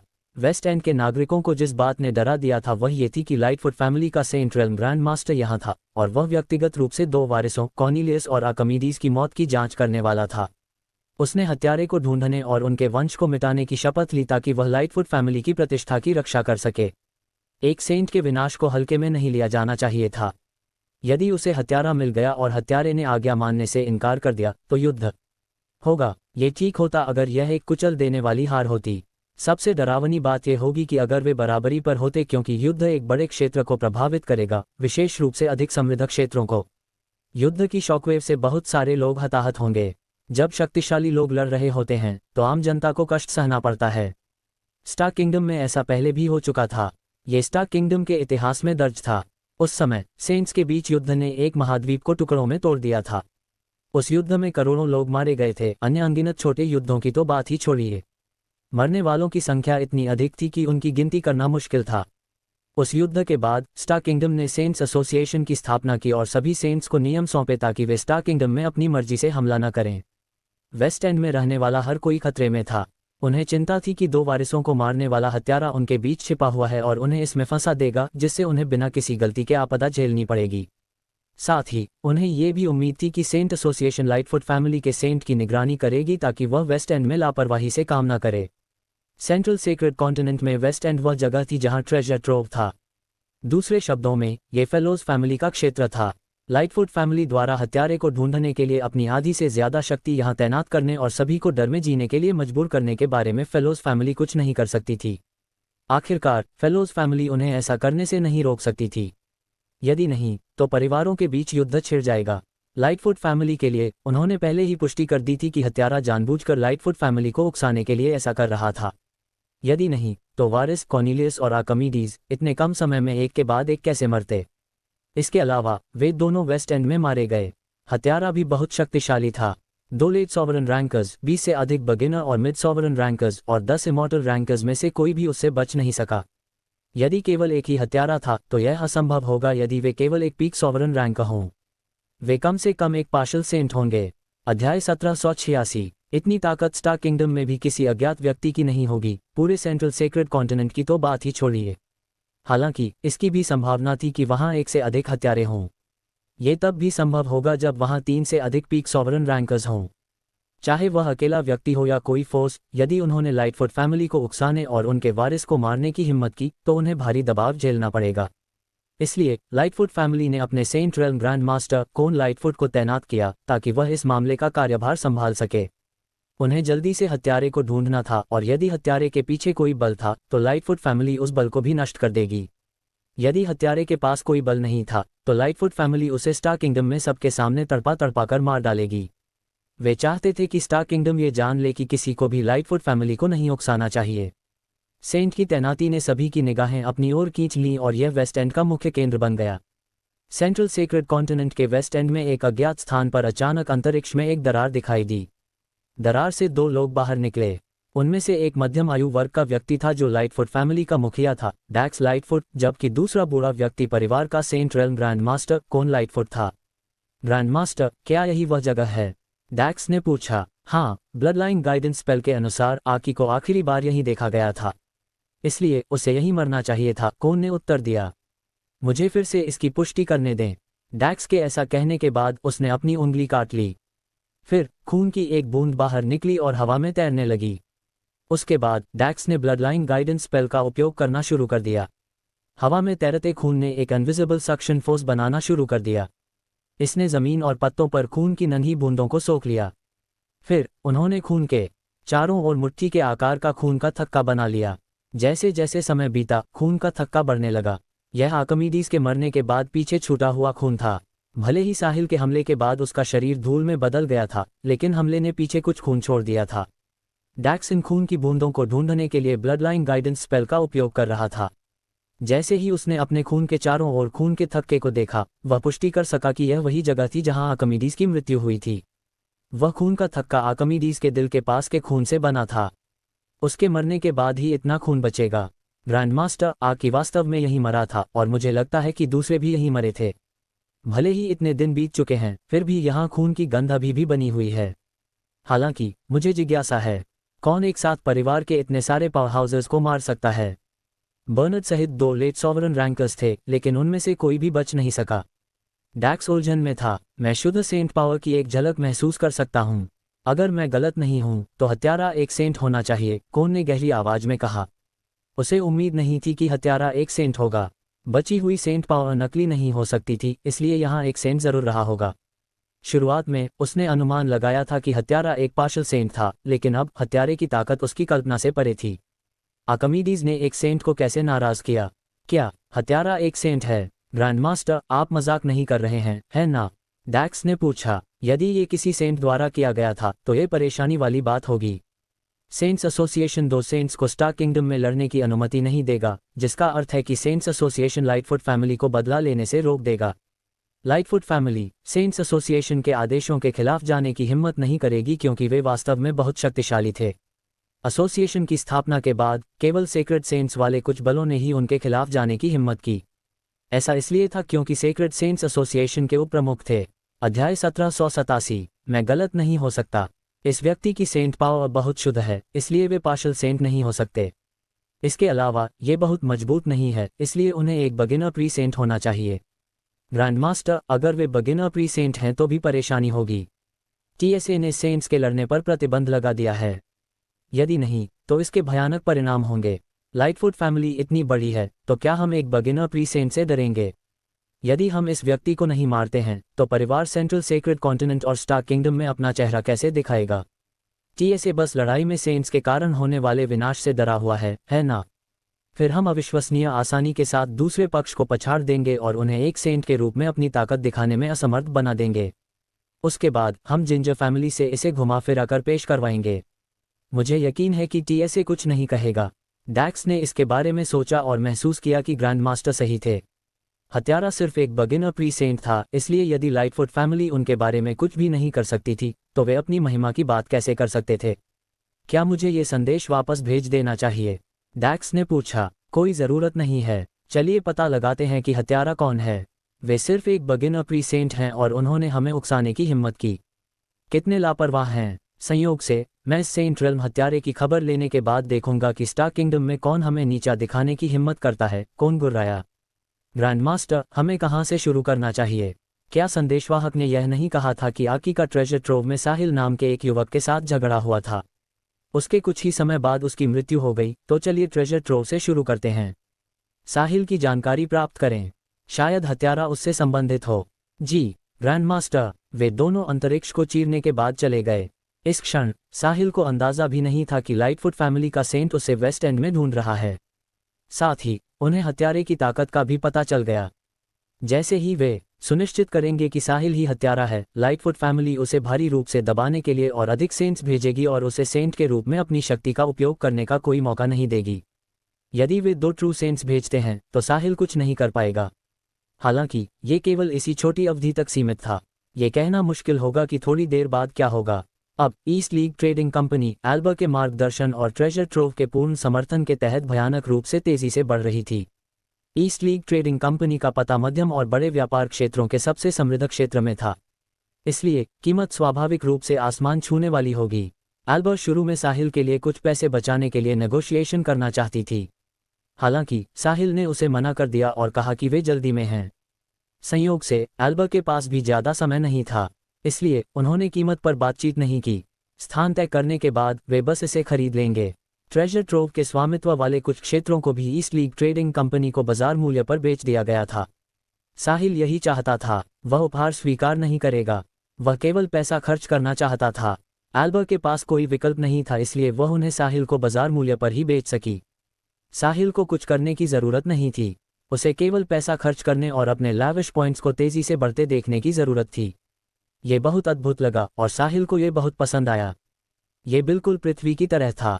साहिल को अपने बैंक खाते में पैसे लगातार बढ़ते देखने के लिए बस हर दिन बिस्तर पर लेटे रहने की जरूरत थी। ये बहुत बढ़िया था। साहिल के पास ज्यादा समय नहीं था और न ही फेलोज फैमिली के पास। दोनों पक्ष जितनी जल्दी हो सके मिशन पूरा करने की पूरी कोशिश कर रहे थे। साहिल का मिशन 10 लाख से अधिक लैविश पॉइंट्स प्राप्त करना था ताकि वह ट्रू सेंट बन सके। फेलोज फैमिली का मिशन साहिल की मदद करना और फिर उसके माध्यम से उसके मास्टर अंधेरे में छिपे सीक्रेट सेंट से मिलना था। फेलोज फैमिली अपनी अगली योजना के साथ तभी आगे बढ़ सकती थी जब ये सुनिश्चित हो जाए कि दूसरा पक्ष एक सेंट है। अध्याय 1788। अब साहिल के लैविश पॉइंट्स में हर दिन 10,000 की वृद्धि हो रही थी विशेष रूप से ईस्ट लीग ट्रेडिंग कंपनी के मुख्यालय के लिए एक बड़े हलचल वाले क्षेत्र में उसकी खरीदारी के बाद।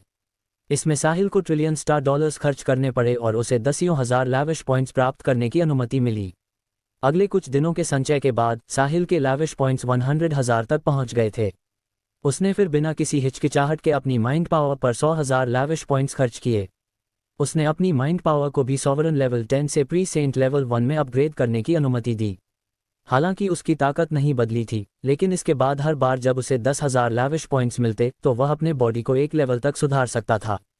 साहिल केवल 90,000 लैविश पॉइंट्स के साथ पीक प्री सेंट बन सकता था। जब साहिल इस बात का इंतजार कर रहा था कि वह कब ट्रू सेंट तक पहुंच पाएगा, तभी ट्रेजर ट्रोव के प्रमुख वलेरियो वेस्ट एंड में ट्रेजर ट्रोव के मुख्यालय के रिसेप्शन रूम में 2 मेहमानों का स्वागत कर रहे थे। इन 2 लोगों की पहचान स्वाभाविक रूप से सरल नहीं थी क्योंकि वे वलेरियो का व्यक्तिगत स्वागत प्राप्त करने में सक्षम थे। वे डैक्स, लाइटफुट फैमिली के प्रमुख, और कोन, लाइटफुट फैमिली के सेंट रेल्म ग्रैंड मास्टर थे। ये दोनों लाइटफुट फैमिली के शीर्ष प्रतिनिधि थे। एक लाइटफुट फैमिली का प्रमुख था और दूसरा सेंट रेल्म ग्रैंड मास्टर था जो स्टार किंगडम में सक्रिय था। वह लाइटफुट फैमिली द्वारा हल न किए जा सकने वाले किसी भी मामले को संभालता था। चूंकि वे दोनों इस मामले को देख रहे थे, इसलिए ये स्पष्ट था कि लाइटफुट फैमिली इस मामले को कितना महत्व देती थी। ग्रैंड मास्टर कोन, लॉर्ड डैक्स, क्या मैं जान सकता हूं कि आप ट्रेजर ट्रोव क्यों आए हैं? वलेरियो ने पूछा, जो न तो विनम्र था और न ही अभिमानी। चूंकि लाइटफुट और fellows family central sacred continent की शीर्ष 5 ट्रेडिंग कंपनीज में से थे, इसलिए वे दुश्मनों की तरह थे। इसके अलावा दोनों परिवारों के पीछे का समर्थन भी एक दूसरे के विपरीत था। इस कारण वलेरियो ने लाइटफुट फैमिली के सेंट रेल्म ग्रैंड मास्टर का पूरी तरह से सम्मान नहीं किया। वैसे भी कौन उसका कुछ बिगाड़ने की हिम्मत नहीं करेगा। मिस्टर वलेरियो, हमारे यहाँ आने का कारण हमारे वारिसों कॉर्नेलियस और आर्किमिडीज की मृत्यु है। कृपया हमें वह सब कुछ बताएं जो आप जानते हैं, डैक्स ने कहा। लॉर्ड डैक्स, फेलोज फैमिली को आपके वारिसों की मृत्यु का गहरा दुख है। हालांकि मुझे खेद है, हमारे पास आपके लिए कोई सुराग नहीं है। वलेरियो ने सिर हिलाया और माफी मांगते हुए जवाब दिया। वलेरियो को पहले ही एल्बर से पता चल गया था कि साहिल ही वह व्यक्ति था जिसने कॉर्नेलियस और आर्किमिडीज को मारा था। हालांकि साहिल इस मुसीबत से बाहर निकलने के लिए परिवार की उम्मीद था, तो वह साहिल को कैसे फंसाएगा? वलेरियो ने कुछ निशानों को मिटाने में भी मदद की थी, इसलिए लाइटफुट फैमिली के लिए हत्यारे को ढूंढना अब और भी कठिन होगा। आखिरकार वेस्ट एंड फेलोज फैमिली का क्षेत्र था, इसलिए उनके लिए कुछ करना आसान होगा। मिस्टर वलेरियो, हमें जो पता है उसके अनुसार आकी का एक खजाने के कारण ट्रेजर ट्रोव की नीलामी में साहिल नाम के एक बच्चे के साथ झगड़ा हुआ था। उसके तुरंत बाद वह लाइटफुट फैमिली के पावरहाउसर्स के साथ मारा गया। मैं इस साहिल व्यक्ति के बारे में और जानना चाहता हूं, डैक्स ने सीधे तौर पर कहा। मुझे खेद है लॉर्ड डैक्स, स्प्लेंडर भी यहाँ की शीर्ष 5 ट्रेडिंग कंपनीज में से एक है, इसलिए आपको पता होना चाहिए कि हमारे ग्राहकों की गोपनीयता हम जैसे बलों के लिए अत्यंत महत्वपूर्ण है जो ट्रेडिंग कंपनीज चलाते हैं। मैं आपको साहिल की जानकारी नहीं दे सकता। यदि मैं ऐसा करता हूं, तो हमारे ग्राहक हम पर विश्वास कैसे करना जारी रखेंगे? यदि यह बात बाहर निकलती है तो हम अपने ग्राहकों को खो देंगे। मैं इस परिणाम को सहन नहीं कर सकता। वलेरियो ने डैक्स को अस्वीकार करने से पहले सोचा भी नहीं। अध्याय 1789। न तो डैक्स और न ही कोन को उम्मीद थी कि परिवार के प्रमुख और ग्रैंड मास्टर के व्यक्तिगत रूप से एक युवक के बारे में जानकारी मांगने के लिए ट्रेजर ट्रोव आने के बाद भी वलेरियो इनकार कर देगा। यहाँ क्या हो रहा है? हालांकि वलेरियो सच कह रहा था और ट्रेडिंग कंपनीज के लिए ग्राहक की जानकारी वास्तव में बिल्कुल गोपनीय थी, लेकिन यह विशिष्ट स्थिति पर भी निर्भर करेगा। अब लाइटफुट फैमिली के 2 वारिसों की मृत्यु वेस्ट एंड में हुई थी, इसलिए जब प्रमुख और saint realm grand master Valerio के पास आए तो उन्हें फेलोज फैमिली के आसपास के किसी भी संदेह को दूर करने के लिए सहयोग करने की पूरी कोशिश करनी चाहिए थी। वलेरियो के सीधे इनकार ने लाइटफुट फैमिली को संदेह में डाल दिया कि फेलोज फैमिली भी इसमें शामिल थी। अन्यथा वे इतने छोटे से मामले में मदद क्यों नहीं करेंगे? ये फेलोज फैमिली के लिए अच्छा नहीं था। ट्रेजर ट्रोव के प्रमुख के रूप में वलेरियो फेलोज फैमिली के मुख्य सीनियर्स में से एक था। यदि सेंट्स को बाहर रखा जाए तो वह फेलोज फैमिली के प्रमुख के बाद दूसरे स्थान पर था। ऐसे चरित्र के लिए यह संभव नहीं था कि वह इसे न समझे और फिर भी इनकार कर दे। इससे डैक्स और कोन संदिग्ध हो गए। क्या यहाँ कुछ गड़बड़ चल रही है? मिस्टर वलेरियो, आपका क्या मतलब है? हम बस एक व्यक्ति की जानकारी चाहते हैं और आप मेरे परिवार के लिए ये छोटा सा उपकार भी नहीं करना चाहते। डैक्स ने उदास चेहरे के साथ कहा। लॉर्ड डैक्स, ऐसा नहीं है कि मैं आप पर उपकार नहीं कर रहा हूँ। यदि ये किसी सामान्य व्यक्ति की जानकारी होती तो मुझे आपको इसे देने में कोई आपत्ति नहीं होती, क्योंकि इससे हम पर बहुत अधिक प्रभाव नहीं पड़ेगा, लेकिन साहिल अलग है। आप ये भी जानते हैं कि उसने आर्किमिडीज से लड़ने के लिए ट्रेजर ट्रोव में 1 दर्जन ट्रिलियन स्टार डॉलर से अधिक खर्च किए। इसलिए ये कहा जा सकता है कि वह ट्रेजर ट्रोव का सबसे सम्मानित अतिथि है। इसके अलावा उसकी पहचान सरल नहीं है, इसलिए मैं आपको उसकी जानकारी प्रदान नहीं कर सकता। कृपया समझें, वलेरियो ने धैर्यपूर्वक समझाया। इस मोड़ पर लाइटफुट फैमिली पहले से ही चिड़ी हुई थी और उसके पास अपना गुस्सा निकालने की कोई जगह नहीं थी। बेशक वलेरियो लाइटफुट फैमिली के साथ लड़ाई शुरू नहीं करना चाहता था। हालांकि इतने वर्षों के बाद साहिल उसके और उसके परिवार के लिए उम्मीद की एकमात्र किरण था। इसलिए वलेरियो स्वाभाविक रूप से साहिल की जानकारी लाइटफुट फैमिली को नहीं सौंपेगा। वह ऐसा तब भी नहीं करेगा जब वह लाइटफुट फैमिली का दुश्मन बन जाए। मिस्टर वलेरियो, साहिल हमारा पहला लक्ष्य है। यदि आकी की मृत्यु का उससे कोई लेना देना नहीं है तो बात अलग है। यदि है तो चाहे उसकी पहचान कितनी भी जटिल क्यों न हो, उसे अपने किए का भुगतान करना होगा। कितने साल हो गए हैं जब किसी ने लाइटफुट फैमिली को इस तरह उकसाया था। इसके अलावा ग्रैंड मास्टर्स इसे बहुत गंभीरता से ले रहे हैं। आपको इसके बारे में सोचना होगा। क्या आपको यकीन है कि आप साहिल, जो कहीं से भी आया एक बच्चा है, उसके लिए मेरे परिवार के खिलाफ जाना चाहते हैं? डैक्स ने वलेरियो की ओर देखा और गंभीरता से पूछा। ये सुनकर वलेरियो का मनोरंजन हुआ। डैक्स को अभी तक साहिल की विशिष्ट पहचान नहीं पता थी। यदि साहिल ने अपने मास्टर को बाहर आने के लिए कहा तो लाइटफुट फैमिली, जिसके 2 वारिस मर चुके थे, को उनके पास जाकर माफी मांगनी पड़ सकती है। कोई भी आपकी प्रतिष्ठा को चुनौती नहीं दे सकता, लेकिन आप एक सेक्रेड सेंट की प्रतिष्ठा को चुनौती दे सकते हैं। यदि जिंजर फैमिली आपका समर्थन नहीं कर रही होती तो आप अपने विशाल परिवार, सेंट रेल्म ग्रैंड मास्टर्स और अथाह धन के बावजूद एक सेक्रेड सेंट के सामने कुछ भी नहीं होते। साहिल निश्चित रूप से लाइटफुट फैमिली से नहीं डरा था, लेकिन फिर भी वलेरियो के लिए साहिल की जानकारी सौंपना असंभव था। साहिल के रवैये ने उसे निडर बना दिया था।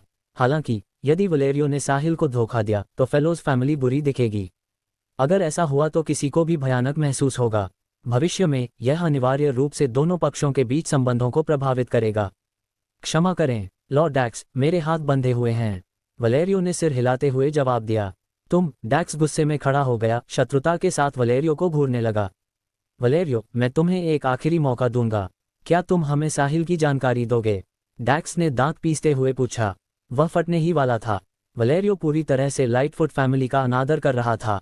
अध्याय 1790। स्टार किंगडम की लगभग सभी प्रमुख शक्तियां जानती थीं कि पैल्मो फैमिली फेलोज फैमिली के खिलाफ कार्रवाई करने और ट्रेजर ट्रोव को अपने कब्जे में लेने वाली है। इस बीच फेलोज फैमिली केवल एक ऐसे दानव को वह करने दे सकती थी जो वे चाहते थे। वे एक ऐसा परिवार थे जो पतन की कगार पर था और फिर भी उन्होंने लाइटफुट फैमिली का दुश्मन बनने की हिम्मत की। कितने लापरवाह हैं। मुख्य बात यह थी कि वलेरियो ने ग्रैंडमास्टर को उनके सामने डैक्स को शर्मिंदा भी किया। ग्रैंडमास्टर मेरे बारे में क्या सोचेंगे कि मैं इतनी छोटी सी चीज़ भी पूरी नहीं कर सकता?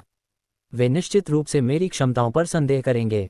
लॉर्ड डैक्स, मैंने आपसे कहा था कि मैं आपको अन्य ग्राहकों की जानकारी दे सकता हूं, लेकिन साहिल की नहीं। कृपया मेरे लिए चीजें कठिन बनाना बंद करें, वलेरियो ने निडर होकर कहा। दोनों ने एक दूसरे की ओर देखा। डैक्स की आंखें गुस्से से भरी थीं, जबकि वलेरियो की आंखें इसके विपरीत थीं। उसकी आंखें अजीब तरह से शांत थीं। जब डैक्स कुछ कठोर कहने ही वाला था तो कौन, जो बगल में चुप था, उसने अचानक पूछा, वलेरियो, क्या तुम अपने परिवार का प्रतिनिधित्व कर सकते हो? ग्रैंडमास्टर कौन, मैं पर्याप्त प्रतिभाशाली नहीं हूँ। हालांकि मैं फेलोज फैमिली का प्रमुख नहीं हूँ, फिर भी मैं इस मामले में फेलोज फैमिली का प्रतिनिधित्व कर सकता हूँ, वलेरियो ने उत्तर दिया। दूसरे शब्दों में, तुम्हारा रवैया पूरे फेलोज फैमिली के रवैये का प्रतिनिधित्व करता है, सही है? बिल्कुल ठीक है। बहुत अच्छे, बहुत अच्छे। ऐसा लगता है कि आपका परिवार साहिल की रक्षा करने के लिए दृढ़ है, इसलिए मेरे पास संदेह करने का कारण है कि आप उसके साथ मिले हुए हैं।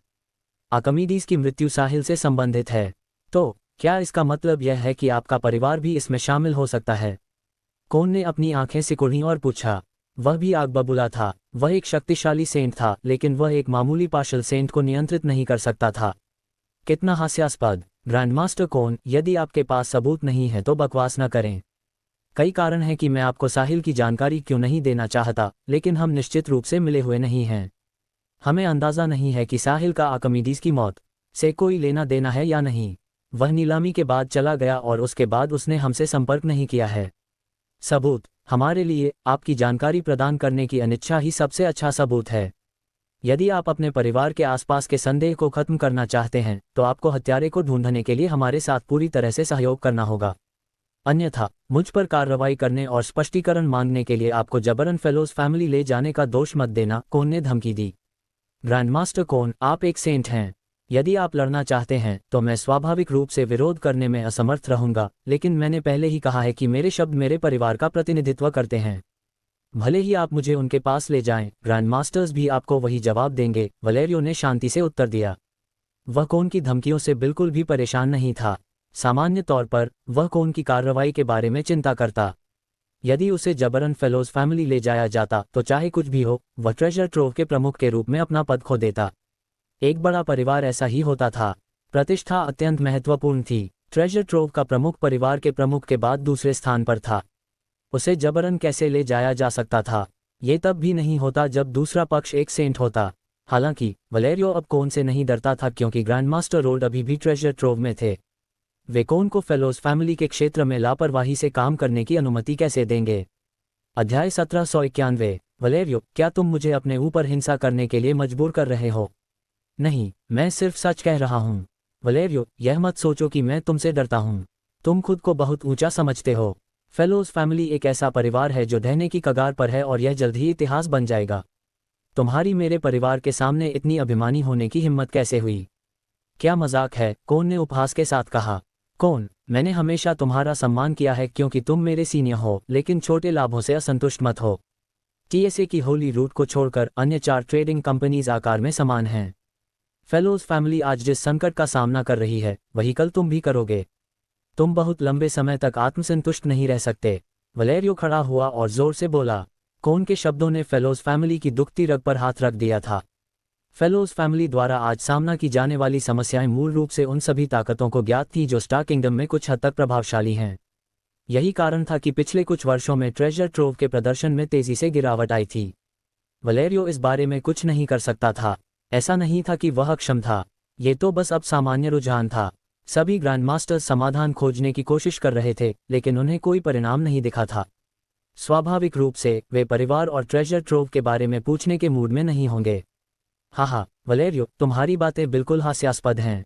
मेरे परिवार की तुलना तुम्हारे परिवार से कैसे की जा सकती है? भले ही हमें उसका सामना करना पड़े, तुम्हारा परिवार तब तक जा चुका होगा और तुम्हारे पास कोई उत्तराधिकार नहीं होगा। साथ ही तुम्हें कैसे पता कि मेरा परिवार इस लंबी अवधि के दौरान शीर्ष पर नहीं पहुंचेगा? कौन ने जोर से हंसते हुए कहा। तुम शीर्ष पर पहुंचना चाहते हो? सपने देखना बंद करो। अगर यह इतना आसान होता तो मेरा परिवार इस स्थिति में कैसे पहुंचता? इसके अलावा स्टार किंगडम इतने वर्षों से विकसित हुआ है, फिर भी कितने लोग इसके शिखर तक पहुंचने में कामयाब रहे? सिर्फ इसलिए कि तुम्हारा परिवार नहीं कर सकता, इसका मतलब यह नहीं है कि मेरा परिवार भी नहीं कर सकता। अगर मुझे सही खबर मिली है तो आर्किमिडीज और कॉर्नेलियस तुम्हारे परिवार के फर्स्ट और सेकंड इन लाइन एज हैं, है ना? तुम अभी भी अपने वंशजों की गुणवत्ता के साथ शीर्ष पर पहुंचना चाहते हो। प्रफुल्लित करने वाला। वलेरियो ने सिर हिलाया और कहा। फिर उसने कोन और डैक्स के उदास चेहरों को नजरअंदाज किया और जारी रखा। तुम्हारा परिवार आज जहां है, वह सब एक महिला की वजह से है। मेरे परिवार को महिलाओं पर भरोसा करने की आदत नहीं है। वलेरियो जानता था कि यदि लाइटफुट फैमिली को वह नहीं मिला जो वे आज चाहते थे, तो उनका फेलोज फैमिली के साथ झगड़ा होगा। चूंकि मामला यही था, उसे अब खुद को रोकने की जरूरत नहीं थी। फेलोज फैमिली वैसे भी साहिल को धोखा नहीं देगी। वलेरियो जितना ज्यादा बोलता गया, कोन का चेहरा उतना ही काला पड़ता गया। उसने जो कहा उसे पूरा करने के बाद कोन का चेहरा इतना काला था कि वह डरावना लग रहा था। लाइटफुट फैमिली को अपना दर्जा अपनी एक महिला प्रत्यक्ष वंशज की शादी जिंजर फैमिली में कराने और शक्ति प्राप्त करने के लिए उसका उपयोग करने के बाद ही मिला था। इसलिए वलेरियो गलत नहीं था जब उसने कहा कि उन्होंने एक महिला पर भरोसा किया था। हालांकि अगर वह ये बात लाइटफुट फैमिली की पीठ पीछे कहता तो ठीक होता, लेकिन वह पहला व्यक्ति था जिसने लाइटफुट फैमिली के एक सेंट के सामने ये कहने की हिम्मत की थी। वलेरियो फेलोज, तुम इसे स्वयं मान रहे हो? कोन ने दांत पीसते हुए थूका और एक सेंट के रूप में अपनी ऊर्जा प्रदर्शित की। फिर उसने बिजली की गति से वलेरियो की गर्दन पकड़ने के लिए हाथ बढ़ाया। वह अब खुद को रोक नहीं सका। वलेरियो की उसके परिवार का अपमान करने की हिम्मत कैसे हुई? भले ही कोन अभी वलेरियो को घायल कर दे, फेलोज फैमिली चूतक करने की हिम्मत नहीं करेगी। हालांकि कोन ने वलेरियो को मारने की योजना नहीं बनाई थी। फेलोज फैमिली पहले से ही बिना किसी रास्ते के दुर्दशा में थी और उनके पास ज्यादा समय नहीं था। लाइटफुट फैमिली नहीं चाहती थी कि फेलोज फैमिली मौत के दरवाजे पर होने के दौरान जवाबी हमला करे। फिर भी कोन को वलेरियो को एक सबक सिखाना ही था। चूंकि कोन एक सेंट था, पार्शल सेंट, वलेरियो के पास प्रतिरोध की कोई गुंजाइश नहीं थी। इसलिए वह केवल अपने सामने ये सब घटित होते हुए देख सकता था। जब कौन हमला करने वाला था तो उसे दूसरे सेंट की ऊर्जा महसूस हुई। जब दो ऊर्जाएं आपस में टकराईं तो कमरे में एक अदृश्य तूफान पैदा हो गया, जिससे पार्शल सेंट्स वलेरियो और डैक्स को अपने सिर में झंझनाहट महसूस हुई। उसी समय दूसरे पक्ष ने कौन का हाथ पकड़ लिया। अध्याय 1792। जैसे ही दोनों ने एक दूसरे को छुआ, वे तुरंत पीछे हट गए। खुद को स्थिर करने के बाद कौन ने देखा और दांत पीसते हुए थूका, रोल्ड। वलेरियो को बचाने वाला व्यक्ति स्वाभाविक रूप से फेलोज फैमिली का ग्रैंड मास्टर रोल्ड था। इस बार उसने साहिल द्वारा अपना मिशन पूरा करने, साहिल के मास्टर से मिलने और फिर वापस जाने की योजना बनाई थी। हाँ, यह मैं हूँ। बहुत समय बाद मिले, कौन। रोल्ड वलेरियो के बगल में खड़ा हुआ और बोला, मैं सोच रहा था कि वलेरियो जैसे एक पार्शल सेंट में मेरे सामने इतने अभिमानी होने की हिम्मत कैसे आई। अब मैं देख रहा हूं कि तुम ही वह व्यक्ति हो जिसने उसे साहस दिया। कौन, तुम ऐसा नहीं कह सकते। मेरा परिवार कभी किसी को परेशान नहीं करता, लेकिन हम किसी को भी खुद को परेशान नहीं करने देंगे, चाहे प्रतिद्वंद्वी कितना भी मजबूत क्यों ना हो। ओह, मैं देखना चाहूंगा कि जब पैल्मो फैमिली तुम्हें परेशान करेगी तो तुम खुद को कैसे बचाओगे। ये हमारा मामला है और तुम्हें इस पर टिप्पणी करने की कोई जगह नहीं है। रोल्ड, तुम बिल्कुल सही समय पर आए हो। मैं तुमसे पूछना चाहता हूं कि इसका क्या मतलब है। मैं यहाँ उस व्यक्ति की जानकारी लेने आया हूँ जिसने मेरे परिवार के वारिसों को मारा है, लेकिन तुम मुझे क्यों रोक रहे हो। क्या तुम उसके साथ मिले हुए हो। कौन गरजा। कौन, अगर तुम्हें लगता है कि हम उसके साथ मिले हुए हैं तो तुम्हें सबूत देना चाहिए। अकेले शब्द विश्वास नहीं पैदा करते, रोल्ड ने उत्तर दिया। अगर तुम दोषी नहीं हो तो तुम हमें रोक क्यों रहे हो। मुझे तुम्हें ट्रेजर ट्रोव के सबसे माननीय वीआईपी की जानकारी क्यों देनी चाहिए। तुम, ठीक है रोल्ड, तुम अब अपने परिवार की रक्षा तक नहीं कर सकते। क्या तुम सच में हमारे साथ झगड़ा करना चाहते हो। क्या तुम्हें चिंता नहीं है कि तुम अपने विनाश को तेज कर दोगे। चूंकि तुम जानते हो कि हम अपनी रक्षा भी नहीं कर सकते, तो क्या तुम चाहते हो कि हम तुम्हें भी अपने साथ नीचे ले जाएं। चूंकि हमारे पास बाहर निकलने का कोई रास्ता नहीं है, क्यों ना हम एक द्वंद्व युद्ध करें। तुम क्या सोचते हो। कौन ने कुछ नहीं कहा।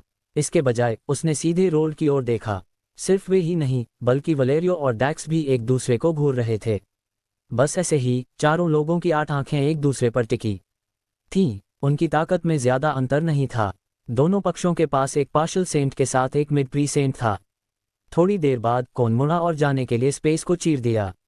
वह जानता था कि आज वह जो कुछ भी कहे, उसे वह नहीं मिल सकता जो वह चाहता था। ऐसा लग रहा था कि फेलोज फैमिली साहिल की रक्षा करने के लिए दृढ़ थी। वह बच्चा कौन है। फेलोज फैमिली उसे इतना महत्व क्यों देती है। अगर मैं अभी कार्रवाई करता हूं तो दोनों पक्षों को नुकसान होगा। जब डैक्स ने ग्रैंड मास्टर को स्पेस क्रैक में प्रवेश करते देखा तो उसने जल्दी से उसका पीछा किया। जब वे दोनों चले गए तो कमरा फिर से सन्नाटे में डूब गया। वाल, क्या तुम ठीक हो। रोल्ड ने पूछा। मैं ठीक हूं, मुझे बचाने के लिए धन्यवाद ग्रैंड मास्टर, वलेरियो ने उत्तर दिया। इस बार लाइटफुट फैमिली के साथ हमारा पूरी तरह से झगड़ा हो गया है। अब हमारे लिए चीजें और भी खराब दिखेंगी, इसलिए मुझे उम्मीद है कि साहिल हमें हैरान कर देगा। अगर नहीं तो ये बहुत बड़ा नुकसान होगा, रोल्ड ने आह भरी। चिंता न करें ग्रैंड मास्टर, मैं जानता हूं कि मास्टर साहिल हमारी मदद करेंगे। ठीक है, मैं अब केवल उन पर भरोसा कर सकता हूं। आखिरकार इतने वर्षों के बाद हमारे परिवार के पास वे ही एकमात्र मौका है। सही है, एल्बर्ट की तरफ से कोई update. Grand master, treasure trove के पूर्ण समर्थन के साथ विकास तेजी से आगे बढ़ रहा है। मुझे लगता है कि हम जल्द ही मास्टर साहिल के अनुरोध को पूरा करने में सक्षम होंगे। यह अच्छा है। चूंकि उसके पास पैसा है तो तुम्हें उसे परिवार के सभी संसाधन दे देने चाहिए। याद रखें, हमें जितना हो सके उतना समय कम करना होगा। मैं समझता हूँ, मैं बाद में एल्बर्ट से संपर्क करूंगा। हालांकि हमें लाइटफुट फैमिली के साथ क्या करना चाहिए।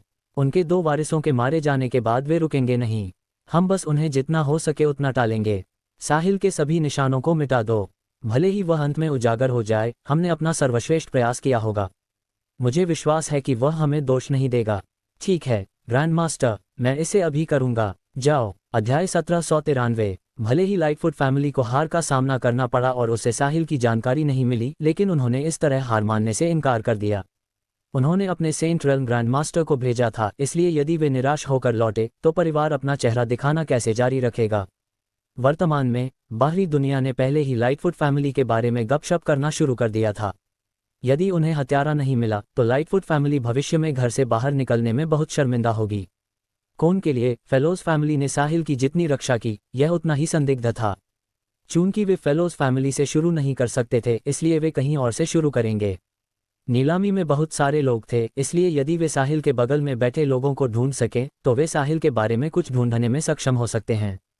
एक जीवित और सांस लेते इंसान के लिए कोई भी सुराग पीछे न छोड़ना असंभव था। कोन का रोड से न लड़ने का कारण यह नहीं था कि वह डरा हुआ था। उनकी ताकत लगभग एक जैसी थी, इसलिए यदि वे लड़ना शुरू करते तो दोनों पक्षों को नुकसान होता। मुख्य बात यह थी कि भले ही फेलोज फैमिली गिर रही थी, फिर भी वे शक्तिशाली थे। उनके पास 3 true saint rank grand masters थे। भले ही उनमें से 2 गंभीर रूप से घायल थे, लेकिन दूसरा अपने शिखर पर था। साथ ही उनके पास कई प्री सेंट्स भी थे। ये लाइनअप बिल्कुल भी कमजोर नहीं था। यदि फेलोज फैमिली वास्तव में लाइटफुट फैमिली को नीचे खींचने का इरादा रखती थी, जैसा कि रोड ने कहा था, तो लाइटफुट फैमिली को नुकसान होगा। एक बिना किसी उम्मीद वाला परिवार था, जबकि दूसरा एक समृद्ध परिवार था। तो कौन उनके स्तर तक क्यों गिरे? जब पैल्मो फैमिली फेलोज फैमिली को दबा देगी और ट्रेजर ट्रोव पर कब्जा कर लेगी, तब लाइटफुट फैमिली उन्हें एक घातक प्रहार देगी। ये लाइटफुट फैमिली के हित में था। सेंट एसोसिएशन ने कहा था कि सेंट्स को स्टार किंगडम के भीतर लड़ने की अनुमति नहीं है। हालांकि वह अतीत की बात थी। अब स्टार किंगडम के अधिकांश लोग जानते थे कि पैल्मो फैमिली द्वारा फेलोज फैमिली को दबाने और ट्रेजर ट्रोव जैसी दुधारू गाय को छीनने के लिए पैल्मो फैमिली के सीक्रेट सेंट, जो सेंट्स एसोसिएशन के उपप्रमुख भी थे, ने जरूरत पड़ने पर और जब इसके गंभीर परिणाम न हो तो सेंट्स को अन्य सेंट्स से लड़ने की अनुमति देने का सुझाव देना शुरू कर दिया था। ऐसी अफवाह थी कि अन्य उपप्रमुख इस प्रस्ताव पर सहमत हो गए थे। एक बार यह नियम पारित हो जाने के बाद सेंट्स अब स्टार किंगडम में फिर से लड़ सकते थे। वैसे भी यह उन पर निर्भर करेगा कि गंभीर परिणाम होंगे या नहीं। अब यह प्रस्ताव अभी भी प्रमुख के हाथों में अटका हुआ था। प्रमुख संभवतः कुछ सीक्रेट सेंट उप प्रमुखों के दबाव के साथ ज्यादा समय तक टिक नहीं पाएंगे। आखिरकार प्रमुख भी एक सीक्रेट सेंट थे। इसके बाद लाइटफुट फैमिली वेस्ट एंड में साहिल की जानकारी ढूंढना शुरू करने के लिए अन्य तरीकों का उपयोग करेगी। वह युवक सेंट्रल सीक्रेट कॉन्टिनेंट में कब आया? वह कहां से आया? उसके पीछे कौन सा बल है? वह अब कहां है? ये वे सभी प्रश्न थे जिनका लाइटफुट फैमिली पता लगाना चाहती थी। भाग्यवश वलेरियो ने साहिल की सभी गतिविधियों को पहले ही मिटा दिया था, इसलिए बहुत अधिक सुराग नहीं बचे थे। बस इसी तरह दोनों परिवारों ने वेस्ट एंड में गुप्त रूप से एक दूसरे से लड़ना शुरू कर दिया। एक पक्ष साहिल के निशानों की तलाश कर रहा था, जबकि दूसरा साहिल के सभी निशानों को मिटा रहा था। दोनों परिवारों के बीच पहले से ही कुछ छोटे स्तर के संघर्ष हो चुके थे। चूंकि दोनों परिवारों के अपने अपने विचार थे, इसलिए संघर्ष बड़े पैमाने की लड़ाई में नहीं बदले। हालांकि इसके बाद फेलोज और लाइटफुट फैमिलीज ने सौहार्द का सारा ढोंग पूरी तरह से छोड़ दिया था। एक बार मौका मिलने पर वे दूसरे पक्ष को डेड एंड में धकेलने में संकोच नहीं करेंगे। दोनों पक्ष दबंग और बेकाबू थे और उन्होंने सेंट्रल सीक्रेट कॉन्टिनेंट में लगभग सभी का ध्यान आकर्षित किया। लाइटफुट और फेलोज फैमिलीज अज्ञात नहीं थे। उन्हें सेंट्रल सीक्रेट कॉन्टिनेंट के शीर्ष परिवारों के रूप में माना जा सकता था। यहां तक कि स्टार किंगडम में भी वे मजबूती से सेकंड टियर में खड़े थे। अध्याय 1794। दोनों परिवार उन 6 शीर्ष शक्तियों के बाद दूसरे स्थान पर थे जिनके पास सीक्रेट सेंट्स थे। इसलिए दोनों परिवारों के बीच की लड़ाई बहुत दिलचस्प थी। हर कोई नाटक को सामने आते देखने का इंतजार कर रहा था। एल्बा को वलेरियो से साहिल की तलाश कर रही लाइटफुट फैमिली के बारे में भी पता था। साहिल इकलौता व्यक्ति था जिसे इसका कोई अंदाजा नहीं था। हर दिन वह खुद को अपने कमरे में बंद कर लेता और बाहर नहीं निकलता। वह अपनी पहचान छिपाए रखने की पूरी कोशिश कर रहा था। पिछले कुछ दिनों में एल्बा की कड़ी मेहनत के कारण उसने जल्द ही साहिल के लिए दर्जनों ट्रिलियन स्टार डॉलर्स खर्च कर दिए, जिससे साहिल को 100,000 से अधिक लैविश पॉइंट्स प्राप्त हुए। इस क्षण साहिल ने बिस्तर पर अपनी आंखें खोलीं और एक लंबी सांस छोड़ी। उसके चेहरे पर मुस्कान थी। अभी उसने अपने बॉडी को प्री सेंट लेवल 6 में अपग्रेड किया था। फिर उसने अपने सिस्टम पैनल पर एक नज़र डाली। Host Sahil Khurana. Balance 9,970,187,462,000,000 star dollars. Body pre saint level 6। आप 10,000 लैविश पॉइंट्स का उपयोग करके एक लेवल अपग्रेड कर सकते हैं। Mind pre saint level 1। आप 10,000 लैविश पॉइंट्स का उपयोग करके अपग्रेड कर सकते हैं। Combat saint realm mid pre saint rank. Combat skills void punch perfection, air crushing slap perfection, evil splitting sword technique perfection. Skills ancient traditional medicine perfection. Lavish points 6080। वह पहले से ही एक मिड प्री सेंट था। इस गति को देखते हुए उसे अपने बॉडी को प्री सेंट लेवल 10 तक बढ़ाने और पीक प्री सेंट बनने में केवल 2 या 3 दिन लगेंगे। साहिल को उम्मीद नहीं थी कि एल्बा इतनी अद्भुत होगी। उसने इतने कम समय में 15 ट्रिलियन स्टार डॉलर्स खर्च कर दिए थे। यह उसकी उम्मीदों से परे था। यदि वह जानता कि मामला यही है तो साहिल नीलामी में आर्किमिडीज को क्यों नाराज करता और लाइटफुट फैमिली के फर्स्ट इन लाइन को क्यों अपमानित करता। आर्किमिडीज ने इसके लिए उससे नफरत की और नीलामी समाप्त होने के बाद उसने साहिल को घेरने के लिए अपने परिवार के सभी पावर हाउसेस को इकट्ठा किया। हालांकि अंत में साहिल ने आर्किमिडीज और उसके लोगों को मार डाला। साहिल को ये जानने के लिए बाहर जाने की जरूरत नहीं थी कि लाइटफुट फैमिली निश्चित रूप से पागलों की तरह उसे ढूंढ रही होगी। उन्होंने अपने सेंट को बाहर आने के लिए भी कहा होगा। हालांकि इसके बारे में सोचने के बाद साहिल को नहीं लगा कि यह सही था। यदि उसने नीलामी में आर्किमिडीज को नाराज नहीं किया होता, गॉड ऑफ थंडर हैमर को आसमान छूती कीमत तक नहीं पहुंचाया होता, अपनी ताकत को मिड सॉवरन रैंक से सेंट रेल्म में अपग्रेड करने के लिए 100,000 लैविश पॉइंट्स प्राप्त नहीं किए होते और फिर वलेरियो के सामने अपनी ताकत नहीं दिखाई होती, तो वह फेलोज फैमिली को उनका सेंट रेल्म ग्रैंड मास्टर प्राप्त करने के लिए मजबूर नहीं कर पाता। इसके अलावा वे ट्रेजर ट्रोव को एल्बर का पूरी तरह से समर्थन करने के लिए नहीं कहते। फेलोज फैमिली के पूर्ण समर्थन के बिना एल्बर थर्ड यंग मिस्ट्रेस के पास ये सब करने की शक्ति नहीं होती। इसलिए नीलामी में आर्किमिडीज को नाराज करना एक पूर्व शर्त थी। उसके बिना साहिल अपनी वर्तमान सफलता हासिल नहीं कर पाता।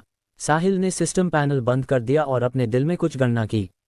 मेरे बॉडी के लिए 4 और लेवल और मेरे माइंड के लिए 9 और लेवल बचे हैं। कुल मिलाकर ये 13 लेवल होंगे। मुझे प्रत्येक अपग्रेड के लिए 10,000 लैविश पॉइंट्स चाहिए। इसलिए मुझे प्री सेंट डबल लिमिट तक पहुंचने के लिए अभी भी 130,000 लैविश पॉइंट्स की आवश्यकता होगी। एक बार जब मैं डबल लिमिट तक पहुंच गया तो मैं पार्शियल ट्रू सेंट रैंक में अपग्रेड हो जाऊंगा। अगर मैं उसे पार करना चाहता हूं तो मुझे 10 लाख लैविश पॉइंट्स की आवश्यकता होगी। एल्बर की वर्तमान दर पर भी मुझे उसे हासिल करने के लिए अभी भी काफ़ी समय चाहिए। साहिल ने सोचा कि एल्बर के लिए इस खर्च स्तर को बनाए रखना कठिन हो सकता है। आखिरकार उन्होंने मध्यम और बड़े व्यापार क्षेत्र में ईस्ट लीग ट्रेडिंग कंपनी के मुख्यालय और शाखाओं को खरीदने में सबसे अधिक पैसा खर्च किया था, जहां जमीन का हर इंच महंगा था।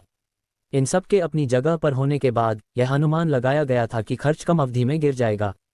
यदि साहिल ट्रू सेंट रैंक पर नहीं होता तो वह सीधे लाइटफुट फैमिली का सामना करने की हिम्मत नहीं करता। मैं लैविश पॉइंट्स के संचय को कैसे तेज कर सकता हूँ? लाइटफुट फैमिली का सामना करते हुए जो किसी भी समय उसके पास आ सकते थे। साहिल गहरे विचार में डूब गया। अध्याय 1795। जबकि साहिल इस समय को कम करने का तरीका सोच रहा था। खट खट खट, उसने दरवाजे पर दस्तक सुनी। अंदर आ जाओ, साहिल ने कहा। एल्बर ने दरवाज़ा धक्का देकर खोला और अंदर आ गई। नमस्ते मास्टर साहिल, एल्बर ने शिष्टता से कहा। मिस फेलोज, आपको मेरे साथ इतना विनम्र होने की ज़रूरत नहीं है। आपकी कड़ी मेहनत के लिए धन्यवाद। मैं देख सकता हूं कि आपने मेरे लिए क्या किया है और मैं बहुत आभारी हूं, साहिल ने भी शिष्टता से उत्तर दिया। आपको मुझे धन्यवाद देने की ज़रूरत नहीं है, ये वही है जो मुझे करना चाहिए। साथ ही मैं पर्याप्त अच्छा नहीं कर रही हूं और मुझे और कड़ी मेहनत करने की ज़रूरत है। कृपया खुद को कम मत आंकिए मिस फेलोज, आपने काफ़ी कुछ किया है। यदि आप थक गई हैं तो आपको आराम करना चाहिए। मैं जल्दी में नहीं हूँ। खुद को बहुत ज़्यादा काम में मत झोंकिए। अगर ऐसा होता है तो मैं खुद को जिम्मेदार महसूस करूंगा। भले ही साहिल ने कहा कि वह जल्दी में नहीं था, लेकिन वह अपने दिल में इसके विपरीत सोच रहा था। उसने लाइटफुट फैमिली के 2 वारिसों को मार दिया था, इसलिए उस जैसे बड़े परिवार का अब निश्चित रूप से आग बबूला होना तय था। वे किसी भी समय साहिल के लिए आ सकते थे। साहिल को लाइटफुट फैमिली का सामना करने का भरोसा नहीं होता यदि वह ट्रू सेंट रैंक तक नहीं पहुंचता। आपकी चिंता के लिए धन्यवाद मास्टर साहिल। हालांकि यह मेरे लिए कुछ भी नहीं है। मुझे आराम करने की ज़रूरत नहीं है। मुझे आपका कार्य जल्द से जल्द पूरा करना है। ये ग्रैंड मास्टर का आदेश भी है। एल्बर ने साहिल के प्रस्ताव को अस्वीकार कर दिया। एंडर्स बाहर आने वाला था तो एल्बर आराम करने के मूड में कैसे होती।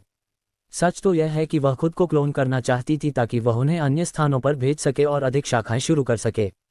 वही इस लीग ट्रेडिंग कंपनी के लिए जल्द से जल्द आधार तैयार करना चाहती थी। फिर वह इसकी लोकप्रियता बढ़ाना चाहती थी और ग्राहकों को आकर्षित करना चाहती थी। भले ही ट्रेजर ट्रोव अपने ग्राहकों को ईस्ट लीग ट्रेडिंग कंपनी को देने के लिए तैयार था, लेकिन ईस्ट लीग ट्रेडिंग कंपनी के पास उनके संचालन को संभालने की क्षमता भी होनी चाहिए थी। यदि कंपनी का कोई आधार नहीं होता तो ग्राहक उस पर कैसे भरोसा कर सकते थे। अगर ऐसी बात है तो मैं आपको इसके लिए मनाने की कोशिश नहीं करूंगा। मैं अभी भी वही बात कहूंगा। अगर मैं अपने मास्टर का कार्य पूरा कर सकता हूं, उनकी स्वीकृति प्राप्त कर सकता हूं और उन्हें खुश कर सकता हूं, तो मैं आपके परिवार के मामले में आपकी मदद करूंगा। साहिल ने अपनी छाती थपथपाई और कहा। धन्यवाद मास्टर साहिल, एल्बर ने झुककर धन्यवाद दिया।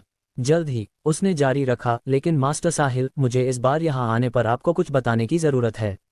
क्या बात है? लाइटफुट फैमिली आर्किमिडीज की मृत्यु को लेकर आग बबूला है और उन्होंने हत्यारे को ढूंढने के लिए अपने परिवार की आधी से ज्यादा शक्ति वेस्ट एंड में तैनात कर दी है। उन्होंने एक सेंट को भी भेजा है। ओह, एक सेंट? कितने? उनकी ताकत क्या है? साहिल ने पूछा। उसे चिंता थी कि लाइटफुट फैमिली एक ट्रू सेंट भेजेगी। यदि ऐसा हुआ तो ये परेशानी वाली बात होगी। साहिल केवल एक मिड प्री सेंट था और ईविल स्प्लिटिंग स्वॉर्ड और अपनी माइंड पावर के साथ भी वह एक ट्रू सेंट का प्रतिद्वंद्वी नहीं था। साहिल को जो नहीं पता था वह यह था कि true saint rank Lightfoot family की अंतिम ताकत थी। तो वे उसे इतनी आसानी से बाहर कैसे भेज सकते थे? केवल तभी जब उनके द्वारा भेजा गया प्री सेंट विफल हो जाता, वे अपना ट्रू सेंट भेजते। यह मामला धीरे धीरे आगे बढ़ेगा। मास्टर साहिल, उन्होंने कौन लाइटफुट नाम के एक मिड प्री सेंट को भेजा है? एल्बर ने उत्तर दिया। जब साहिल ने सुना कि वह सिर्फ एक मिड प्री सेंट था तो उसने चुपके से राहत की सांस ली। अगर यह ट्रू सेंट नहीं था तो ठीक था। साहिल नहीं डरता, भले ही वे 2 प्री सेंट्स भेजते, अकेले एक की तो बात ही छोड़िए। भले ही लाइटफुट फैमिली को उसके बारे में पता चल जाए, कौन नाम का वह मिड प्री सेंट उसका कुछ नहीं बिगाड़ पाएगा। अध्याय 1796। बेशक अगर वह पकड़े जाने से बच सके तो यह सबसे अच्छा होगा। यदि कौन को उसकी ताकत का पता चला तो वह निश्चित रूप से परिवार से मदद मांगेगा। जब समय आएगा लाइटफुट फैमिली अपने ट्रू सेंट को यहाँ भेज सकती है। मास्टर साहिल, मुझे सूचित करने के लिए आने के लिए धन्यवाद मिस फेलोज। मुझे यह मिल गया, इसलिए चिंता न करें मिस फेलोज, मैं तैयार रहूंगा। साहिल ने सिर हिलाया और कहा। वास्तव में मास्टर साहिल, आपको बहुत अधिक चिंतित होने की आवश्यकता नहीं है। परिवार ने आपके सभी निशानों को मिटा दिया है और ग्रैंड मास्टर और ग्रैंडपा वाल लाइटफुट फैमिली से निपटने की पूरी कोशिश कर रहे हैं। भले ही लाइटफुट फैमिली अपने सेंट और परिवार के आधे बल को तैनात कर दे, आपको ढूंढना इतना आसान नहीं होगा।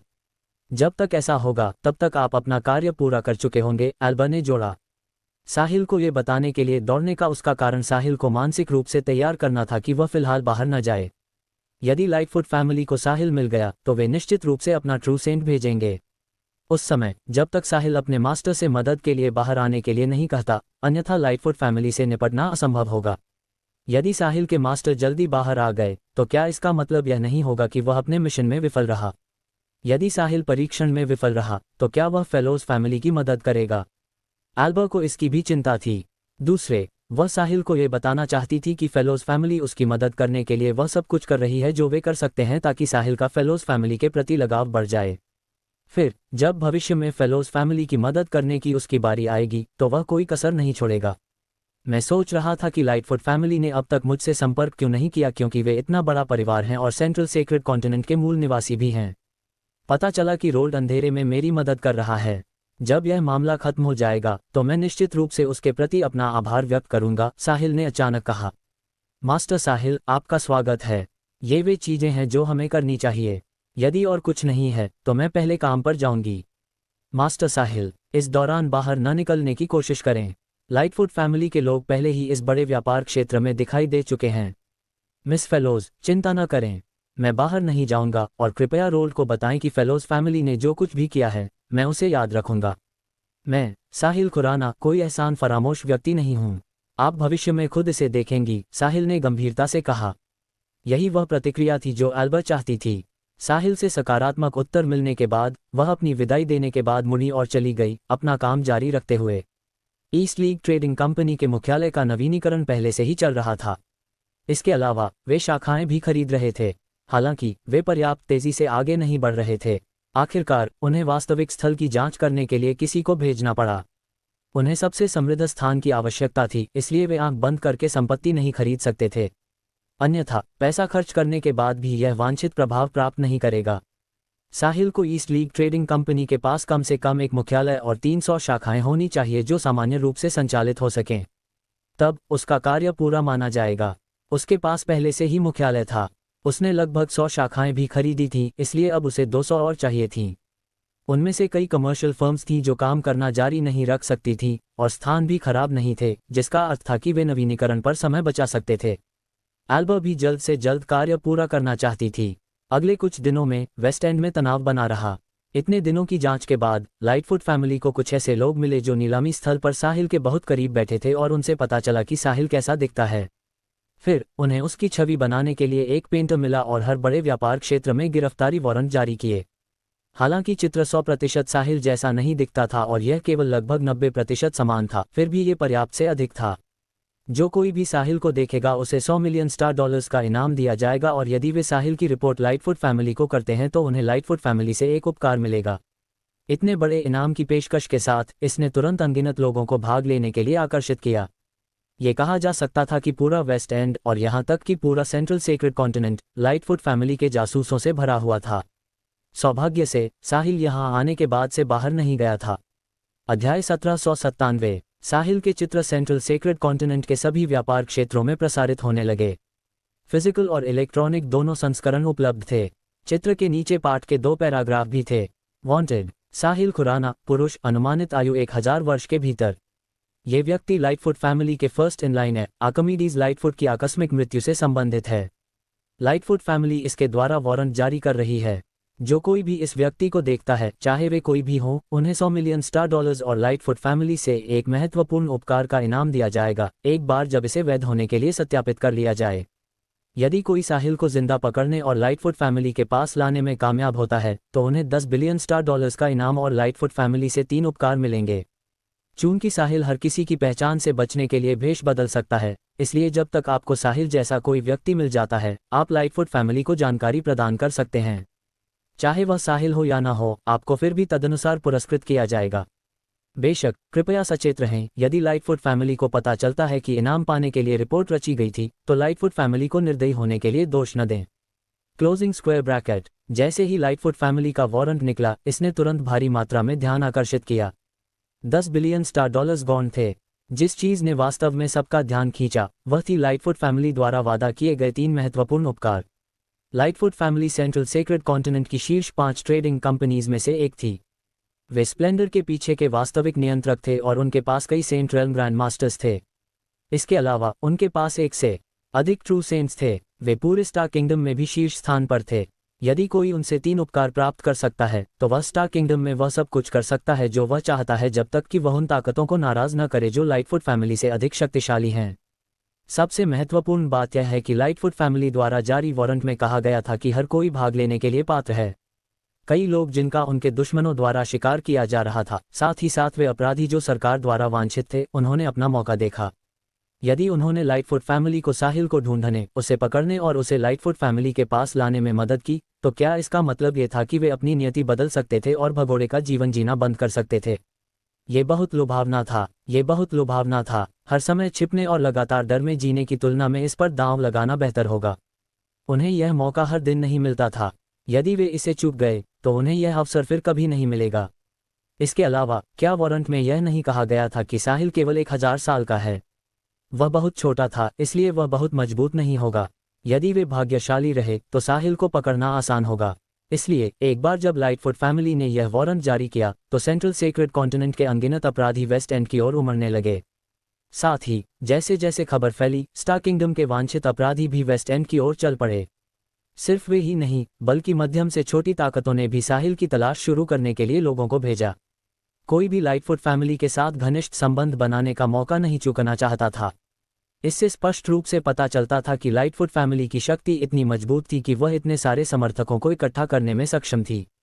लाइटफुट फैमिली न केवल सेंट्रल सेक्रेड कॉन्टिनेंट की शीर्ष 5 ट्रेडिंग कंपनीज में से एक स्प्लेंडर को नियंत्रित करती थी और उसके पास अनगिनत संपत्तियां थीं, बल्कि उनके पास कुछ सेंट रेल्म ग्रैंड मास्टर्स भी थे। इसके अलावा उनके पास समर्थन के रूप में स्टार किंगडम की 6 शीर्ष प्रमुख ताकतों में से एक जिंजर फैमिली थी। उनके पास पैसा, ताकत और यहाँ तक कि बैकग्राउंड भी थी। अपनी शक्तियों के शिखर पर रहने वाले ऐसे परिवार को नाराज करने की हिम्मत कौन करेगा? एक बार वारंट जारी होने के बाद साहिल का नाम और चित्र सेंट्रल सेक्रेड कॉन्टिनेंट में लोकप्रिय हो गया। ऐसा माना जा रहा था कि यह जल्द ही स्टार किंगडम में फैल जाएगा। भले ही कोई नहीं जानता था कि 1000 साल से भी कम उम्र का ये युवक कौन था, वे जानते थे कि यह बच्चा ज्यादा समय तक जीवित नहीं रहेगा। लाइटफुट फैमिली को नाराज करने वाले कितने लोग जीवित बचे? वे इस बात पर विचार करना पूरी तरह भूल गए थे कि क्या साहिल खुद लाइटफुट फैमिली के खिलाफ लड़ सकता है। स्टार किंगडम में जो ताकतें लाइटफुट फैमिली से नहीं डरती थीं, उन्हें उंगलियों पर गिना जा सकता था। इस बीच उन ताकतों में कोई प्रत्यक्ष वंशज नहीं था जिसका उपनाम खुराना हो। यदि साहिल के पास लाइटफुट फैमिली से लड़ने की शक्ति होती तो वे उसकी तलाश के लिए वारंट जारी नहीं करते। अध्याय 1798। इससे पता चला कि साहिल लाइटफुट फैमिली की खोज के सामने केवल भागने या छिपने का विकल्प ही चुन सकता था। जो खुद पर आश्वस्त थे, वे 10 बिलियन स्टार डॉलर्स और लाइटफुट फैमिली से 3 उपकारों के बदले साहिल को पकड़ना चाहते थे। जो खुद पर आश्वस्त नहीं थे, वे लाइटफुट फैमिली को प्रदान करने के लिए साहिल के सभी निशानों को ढूंढना चाहते थे ताकि उन्हें 100 मिलियन स्टार डॉलर्स और एक उपकार मिल सके। लाइटफुट फैमिली की कार्रवाई ने वेस्ट एंड में लगभग 80% लोगों को एक साथ ला दिया, क्योंकि उन सभी ने विच हंट में भाग लिया था। जहां तक अन्य क्षेत्रों के लोगों की बात है, वे भी वेस्ट एंड की ओर भाग रहे थे। फेलोज फैमिली लाइटफुट फैमिली के वारिस के बारे में कुछ नहीं कर सकी। वलेरियो ने साहिल के सभी निशानों को मिटाने की अपनी पूरी कोशिश की थी। हालांकि नीलामी में बहुत सारे लोग थे। नीलामी में आर्किमिडीज के साथ लड़ते समय साहिल बहुत दिखावटी था।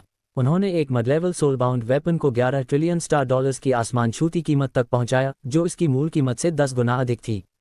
इसलिए नीलामी में शामिल लोगों के लिए उन्हें याद न रखना कठिन था। भले ही वलेरियो ने वह सब कुछ किया जो वह कर सकता था, फिर भी लाइटफुट फैमिली कुछ ऐसे लोगों को ढूंढने में कामयाब रही जो रडा से बच गए थे और उन्हें साहिल का चित्र मिल गया। उन्होंने वारंट जारी करने के लिए चित्र का उपयोग किया, जबकि इनाम भी बहुत उदार था। यदि लाइटफुट फैमिली के पास साहिल का चित्र नहीं होता तो वारंट का प्रभाव उतना अच्छा नहीं होता जितना अब था। केवल उसके नाम से साहिल को ढूंढना असंभव होता।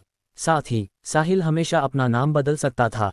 यदि उनके पास ये चित्र नहीं होता तो कौन ये दावा करने की हिम्मत करता कि साहिल वही व्यक्ति है जिसे लाइटफुट फैमिली ढूंढ रही है। हालांकि चित्र के साथ चीजें अलग थीं। इस तरह साहिल जहां भी जाता पकड़ा जाता। फेलोज फैमिली केवल एल्बर के माध्यम से साहिल को इस अवधि के दौरान घर न छोड़ने की सूचना दे सकी। साथ ही उन्होंने एल्बर से जल्दी करने का भी आग्रह किया। एक बार जब साहिल अपना कार्य पूरा कर लेता और अपने मास्टर को प्राप्त कर लेता तो लाइटफुट फैमिली एक सेक्रेड सेंट के दबाव में आज्ञाकारी रूप से अपना सिर झुका लेती। यह अनिश्चित होगा कि जिंजर फैमिली उस समय उनकी रक्षा के लिए आएगी या नहीं। फेलोज फैमिली को यह भी चिंता थी कि लाइटफुट फैमिली साहिल को जल्दी ढूंढ लेगी, जिससे उसे अपने मास्टर को पहले ही बाहर आने के लिए कहना पड़ेगा, जिसका मतलब होगा कि वह अपने मिशन में विफल रहा। तब तक उनकी सारी मेहनत बेकार चली गई होती। लाइटफुट फैमिली ने जो किया उसने परोक्ष रूप से साहिल की मदद की। फेलोज फैमिली के अंतिम अवसर में बाधा न आए, ये सुनिश्चित करने के लिए वलेरियो ने ग्रैंड मास्टर रोड से परामर्श करने के बाद अपना सब कुछ झोंक दिया। उसने सीधे ट्रेजर ट्रोव की कई संपत्तियों को विभाजित किया और ईस्ट लीग ट्रेडिंग कंपनी के विकास को तेज करने के लिए उन्हें साहिल की ईस्ट लीग ट्रेडिंग कंपनी को बेच दिया। आत्म बलिदान के ऐसे कृत्य ने साहिल के लैविश पॉइंट्स को आसमान छूने पर मजबूर कर दिया। कुछ मायनों में साहिल को वास्तव में लाइटफुट फैमिली को धन्यवाद देना था। उसकी ताकत में हालिया तीव्र वृद्धि लाइटफुट फैमिली के कारण ही थी। कॉर्नेलियस को मारने से एल्बर को साहिल पर और भी अधिक भरोसा हो गया।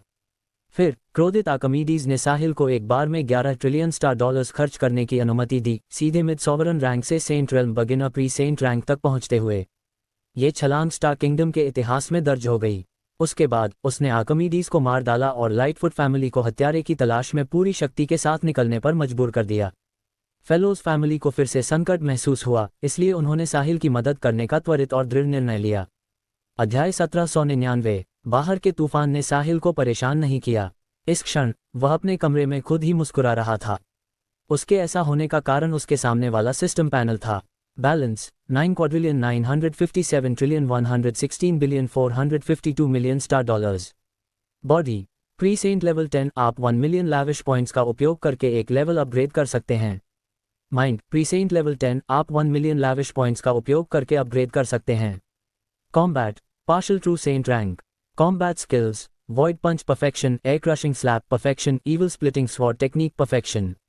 Skills, Ancient Traditional Medicine Perfection. Lavish Points 8078।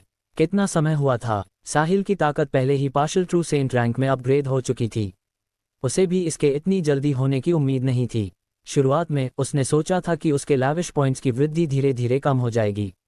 हालांकि उसने अचानक बड़े पैमाने पर वृद्धि की अवधि का अनुभव किया जो इतनी अचानक और उग्रता से आई। सिर्फ एक दिन में उसे 100,000 लैविश पॉइंट्स मिले। वह नहीं जानता था कि क्या ये जारी रह सकता है।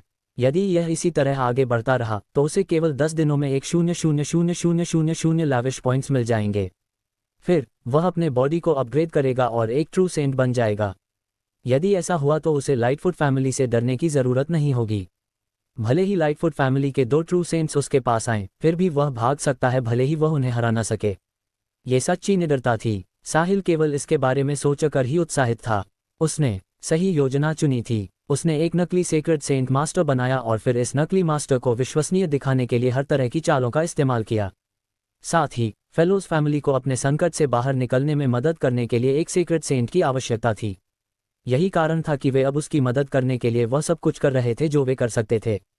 उन्होंने न केवल साहिल को लाइटफुट फैमिली से लड़ने में मदद की, बल्कि उन्होंने साहिल की कंपनी विकसित करने में मदद करने के लिए अपनी शक्ति में सब कुछ इस्तेमाल किया। बेशक ये पर्याप्त से बहुत दूर था। एक ट्रू सेंट अभी तक फेलोज फैमिली को उनके संकट से बाहर निकलने में मदद नहीं कर सकता था। साहिल अपनी स्थिति जानता था। उसके पास सीक्रेट सेंट मास्टर नहीं था, इसलिए उसे खुद पर निर्भर रहना था। ट्रू सेंट रैंक पर पहुंचने के बाद उसे अपनी अगली योजना जारी रखनी थी। वह फेलोज फैमिली के ट्रेजर ट्रोव का विलय और अधिग्रहण करना चाहता था। Treasure trove central secret continent की शीर्ष 5 ट्रेडिंग कंपनीज में से एक था और साहिल को उनके पैमाने और मूल्य का केवल एक हिस्सा चाहिए था।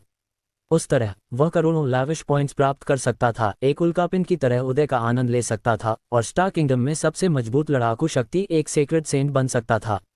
जब ऐसा होगा तो फेलोज फैमिली का मुद्दा हल हो जाएगा। जहां तक उन्हें मनाने की बात है, साहिल को अभी भी कोई अंदाजा नहीं था। आखिरकार ट्रेजर ट्रोव फेलोज फैमिली की जीवन रेखा थी, इसलिए साहिल को उन्हें सहमत करने के लिए एक अचूक योजना की आवश्यकता थी। वे तभी सहमत हो सकते थे जब उनकी दुर्दशा बदतर हो जाए और वे जीवन मरण की स्थिति का सामना कर रहे हों। साहिल ट्रू सेंट रैंक पर पहुंचने के बाद ही इसके बारे में सोच सकता था। उसके साथ साहिल ने सिस्टम बंद कर दिया और अपना कम्युनिकेशन डिवाइस पकड़ लिया। फिर उसके सामने एक चित्र दिखाई दिया जिसने खुद साहिल को दिखाया। भले ही यह एक चित्र था, लेकिन यह उसकी समानता के काफी करीब था। यह उसके जैसा 90% से अधिक था। चित्र के नीचे वारंट की सामग्री थी। साहिल लाइटफुट फैमिली की रणनीति पर हैरान था। ऐसा लग रहा था कि वे स्टार किंगडम में हर किसी को उसे ढूंढने के लिए कह रहे थे। यदि साहिल अकेला होता तो उसे कोई आपत्ति नहीं होती, उसे बस घर के अंदर रहने की जरूरत थी। ट्रू सेंट बनने के बाद लाइटफुट फैमिली उसके साथ कुछ भी करने की हिम्मत नहीं करेगी। हालांकि साहिल को चिंता थी कि सीलिया और अन्य लोग इरिडेसेंट सेक्ट में इस वारंट को देखेंगे जहां वे अभी भी साधना कर रहे थे। उनके मिजाज को देखते हुए और साहिल उनके लिए कितना मायने रखता था, वे निश्चित रूप से नोवा से मदद मांगेंगे। यदि नोवा ने उनसे कहा कि उसके हाथ बंधे हुए हैं, तो वे गुप्त रूप से उसे ढूंढने के लिए बाहर भी आ सकते हैं। अध्याय 1800। अगर ऐसा हुआ तो परेशानी होगी। कम लड़ाकू शक्ति वाली खूबसूरत महिलाओं के एक समूह का बाहर आने के बाद क्या होगा? मुझे क्या करना चाहिए? साहिल ने उदासी से सोचा। जैसे ही वह स्टार किंगडम आया, वह इरिडेसेंट सेक्ट गया। फिर वह उस कमीने नेक से मिला, इससे पहले कि वह उस जगह से परिचित भी हो पाता।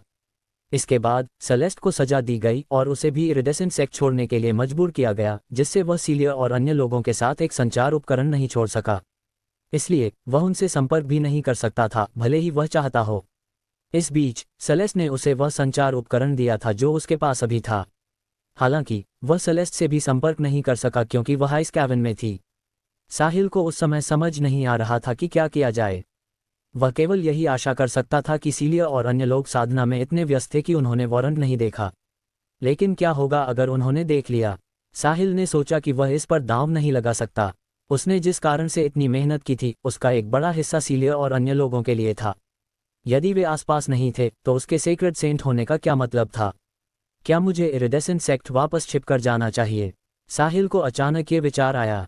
हालांकि लाइटफुट फैमिली वेस्ट एंड की इतनी बारीकी से निगरानी कर रही थी, इसलिए वे निश्चित रूप से किसी भी हाई डायमेंशनल स्पेस ट्रैवल को नहीं चुकेंगे। एक बार जब उसने जाने के लिए स्पेस को चीर दिया तो लाइटफुट फैमिली उसे ढूंढ सकती थी और फिर वह उजागर हो जाएगा। मुझे क्या करना चाहिए? साहिल एक दुविधा में पड़ गया। यदि वह अभी एक ट्रू सेंट होता तो वह इस तरह व्यवहार नहीं करता। दिन के अंत में वह अभी भी बहुत कमजोर था।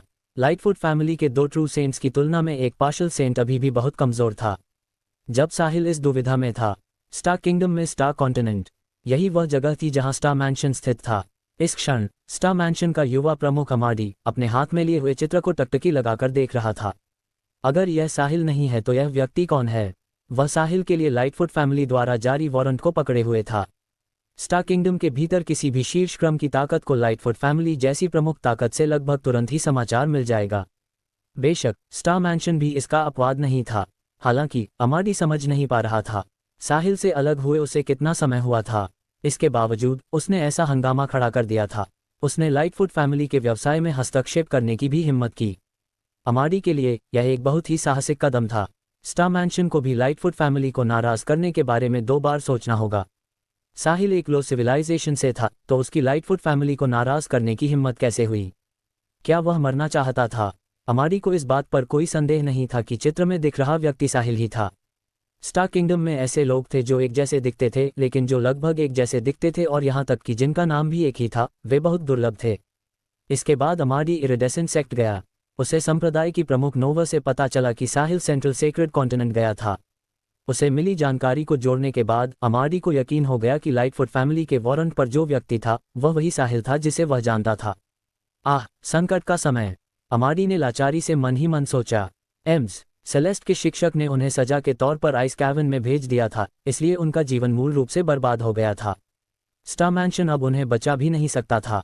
अब साहिल ने लाइटफुट फैमिली को भी उकसा दिया था। शुरुआत में अमाडी साहिल के स्टार मैंशन में शामिल होने का इंतजार कर रहा था। अब भले ही साहिल चाहे, स्टार मैंशन उसे स्वीकार करने की हिम्मत नहीं करेगा। भले ही साहिल एक दुर्लभ जीनियस था, स्टार मैंशन उसके लिए लाइटफुट फैमिली को नाराज नहीं करेगा। अमाडी वापस होश में आया और साहिल को ये देखने के लिए बुलाने के लिए तैयार हो गया कि क्या हो रहा है। यदि साहिल को मदद की ज़रूरत थी तो अमाडी उसकी मदद करने में खुशी महसूस करेगा जब तक कि यह उसकी शक्ति के भीतर हो। अब साहिल ने लाइटफुट फैमिली को भी उकसा दिया था। दोस्तों, अगर आपको यह वीडियो पसंद आई है तो वीडियो को लाइक करें और नेक्स्ट पार्ट के लिए कमेंट कर देना और नोवेल एडिट चैनल को सब्सक्राइब कर लेना। Thank you.